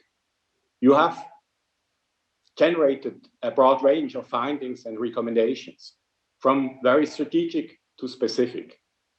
They have already been referred to and discussed in a previous session, so I will not try to duplicate the effort. However, I would like to recall what we set out to do during the week as highlighted on Monday. With a focus on moving from seeds to systems of peace, weathering today's challenges, our objectives have been threefold. First, to nurture and build trust in times of turbulence, fragmentation, and uncertainty. In addition to the wake-up call of Afghanistan, the world has experienced 20 months of pandemic isolation. In its wake, disconnects, gaps, and vulnerabilities have been revealed across and between communities, countries, and continents. Reconnecting and revitalizing our relations, as well as our interpersonal and interinstitutional cooperation, is critical as we seek to move the sustaining peace agenda forward. Vibrant face-to-face and online engagement happened throughout the Geneva Peace Week. Our second aim a platform, a space for exchanging ideas about how to best build peace in the face of today's extraordinary and complex challenges. What are the seeds of peace, and how do we transform them into systems of peace? Swiss Minister of Foreign Affairs, Ignazio Cassis, drew our attention to the role and relevance of innovation and the potential of digital and technical dimensions of peace building. This, but other tracks as well, have produced many seeds for peace. New ways of thinking, new initiatives, and new methodologies have been shared, explored, and developed. Now, how to transform these seeds into systems?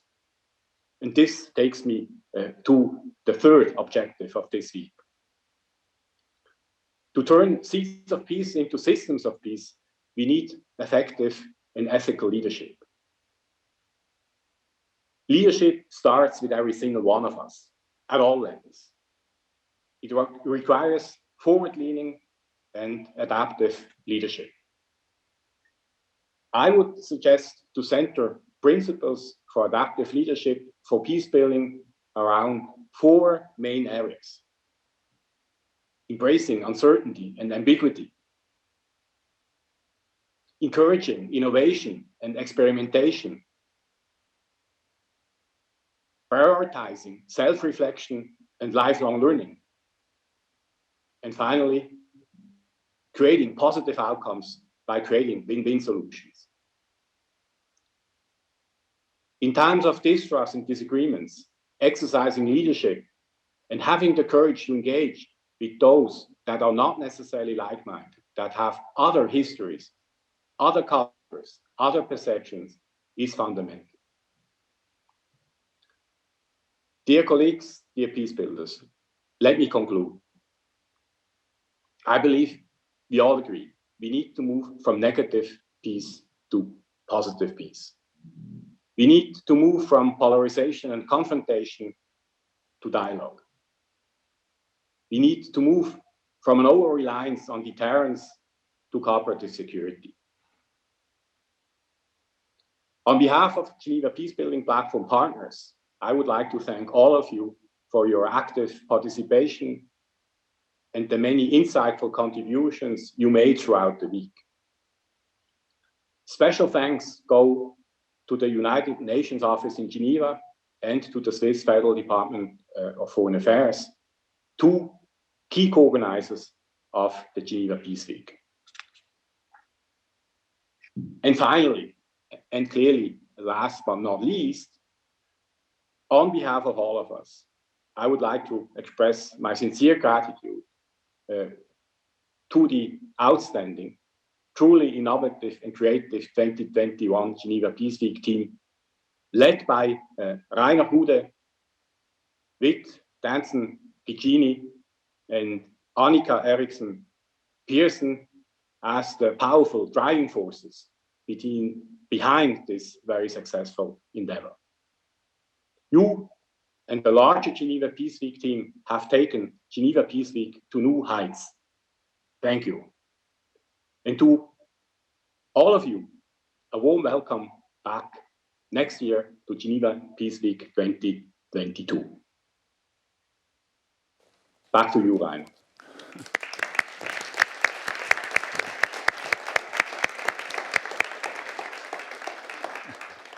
Thank you very much, Ambassador Grimminger. We look forward to having you back in Geneva. Safe travels.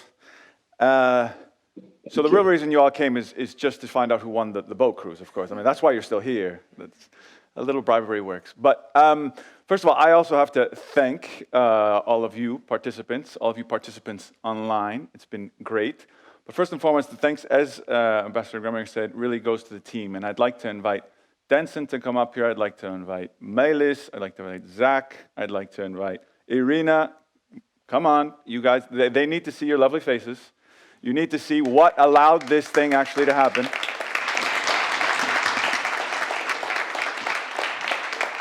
So, for all your workshops to work, there were a large team of virtual assistants that also made this happen. So they're not all here, but a big thank you to Halyun, Pierre, Ryan, Milena, Marion, Labros, and Priya. Kyle, I know you're on the camera, but You can come up here too, come on. So, Zach did an amazing job doing all the tweeting and all the communicating, your emails you got from him. Mylis got those amazing bagels that she was talking about, but did everything else, organized the Peace Fair, and really made everything fit together.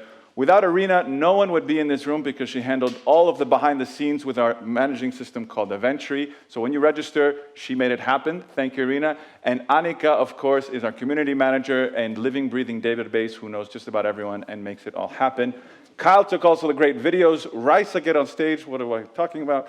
Not only keeping us on time, but also handled the whole digital series and made the whole thing work. But the whole team was really held together by Danson, who is the project lead of Geneva Peace Week. And a big thank you also goes to you for making it happen.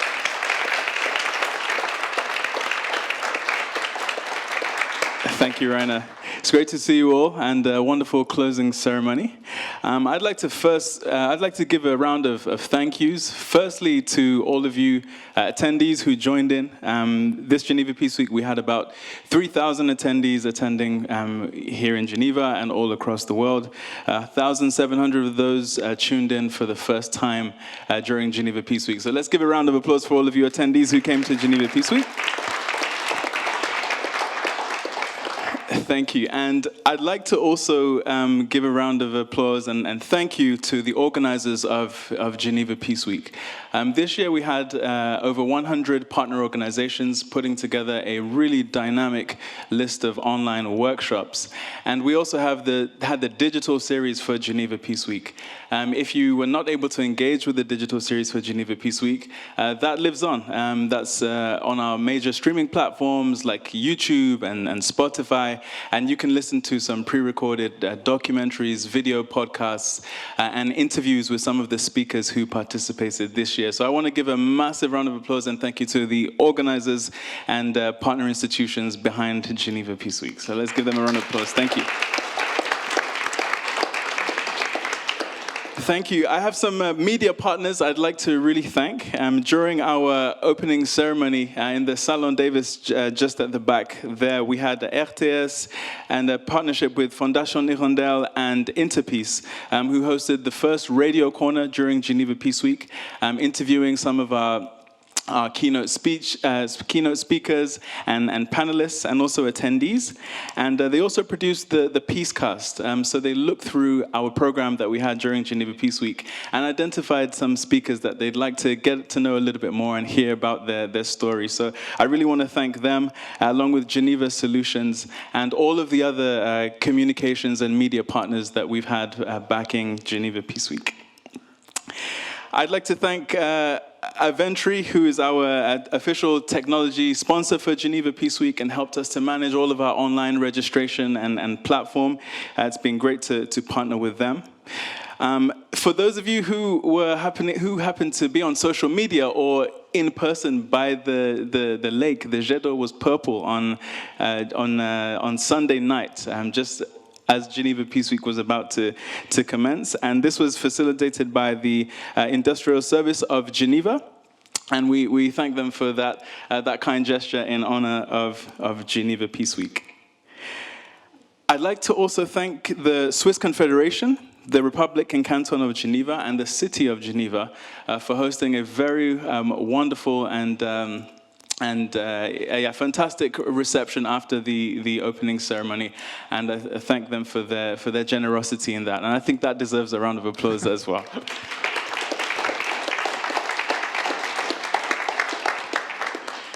Okay, and last but not least, I'd like to really thank the strategic partners that I collaborate together with and have the pleasure of working with that put together Geneva Peace Week.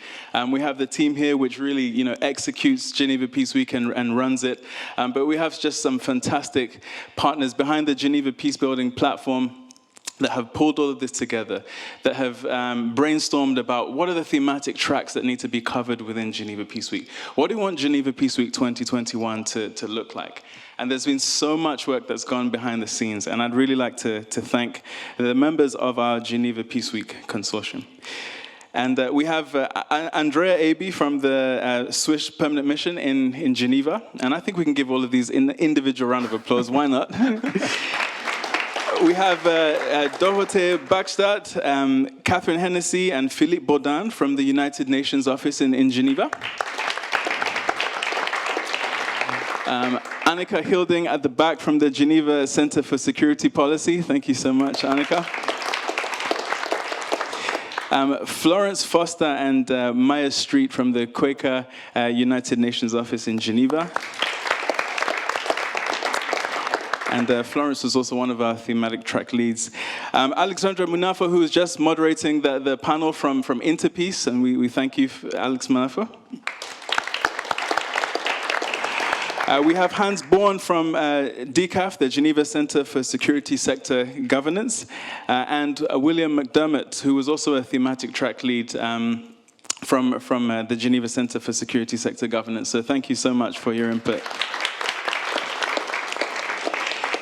Great, and we also have the partnership with the Graduate Institute, and I really want to thank Melissa Iglesias Vialate, Dan Graham, Alan Vogel, Pascal, and Oliver Utasonka from the CCDP, the Center on Conflict Development and Peace Building. So thank you very much for this partnership. And thank you for hosting some fantastic hybrid sessions this week at Geneva Peace Week that have really engaged people online and in the room as if they were all just here and they all had the same experience. So we thank you so much for all that hard work that went into those ceremonies. And I'd also like to thank my colleagues from the Geneva Peace Building platform, Annika Eriksson Pearson, who's also been one of the thematic track leads on the environment track, and Rainer Gude, who's the executive coordinator of the Geneva Peace Building platform and has done a terrific job moderating and connecting with all of you during the opening ceremony and the closing ceremony. So thank you very much. Great, and just a couple of more people. So we have a couple of other thematic track leads. Andreas Hirblinger, who's inputting into the digital track, and we have Maria Cel Lopez, who was also here as a thematic track lead for the digital track, and also Gabriel Couto. Thank you so much for inputting into the environmental track for Geneva Peace Week as well. There's so many other people that I could name, but I just want to thank everybody who's pulled all of this together. And now we know the real reason you came today in person to the closing ceremony of Geneva Peace Week. As we thought about how can we bring people to the room when we are so comfortable and cozy at home on Zoom or on YouTube tuning to meetings, we really brainstormed and thought hard of what would professionals here and students here in Geneva enjoy to do, and how could we incentivize them to come in person. It's great to see you all, and I hope next year we can have more sessions that are in person. But we said that we would select two people who came to the opening and the closing ceremony in person to win a four cruise dinner and boat cruise across the Lake Geneva. And by a random selection, the two people who were selected in this We promise lottery, it won't be one of us from the team. We promise. Yeah. We promise. Right? We had Kate Land and Gregory Connor. Great, fantastic. Thank you. Enjoy. Thank you very much. I won't decline the opportunity to come with you. Just saying. You have to be wearing purple and a Geneva Peace Week t-shirt the whole time, though. Yeah, thank you. All right. Thank you. Enjoy. And finally, the last winner that we selected was for the person who'd be most engaged with our mobile app. This year we launched a mobile app that we could use for networking and, as Will said, for continuing the conversations that took place during Geneva Peace Week. And the winner was the most engaged person. There was a leaderboard on there. But this winner was not only the most engaged person on the mobile app. I saw him at so many sessions during Geneva Peace Week. I was in many breakout sessions with him during Geneva Peace Week. And At the beginning of this closing ceremony, the person at the top of that leaderboard was Kelly Ngia from, he's actually from and based in Cameroon. So we'll either have to bring him to Geneva or we find something else that we can give to Kelly, but he was the most engaged person. And Kelly, if you're watching online tonight, we give you a round of applause, and we look forward to seeing you during Geneva Peace Week 2022. Thank you.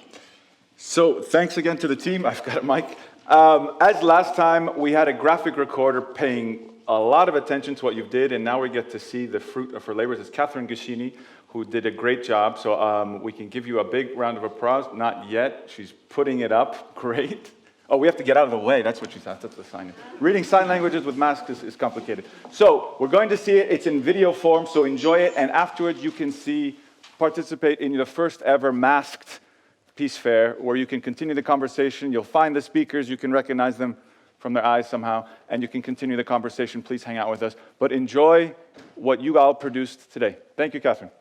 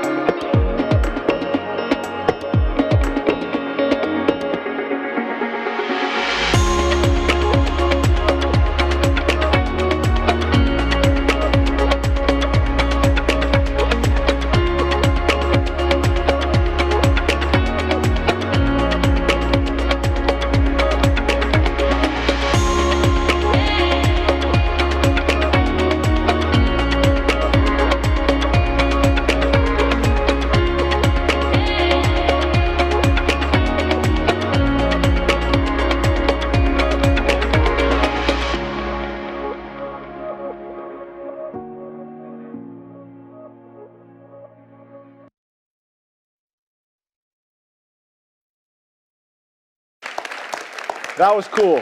That was really cool. Thank you, everyone. See you next year. Please do hang out and mingle a bit, masked and checking out the Peace Fair and continuing the conversation with the speakers and your colleagues. Bye-bye. I've got nothing left. Great job. Your panel. I've got 7 pages of notes. That is like a nightmare for a moderator.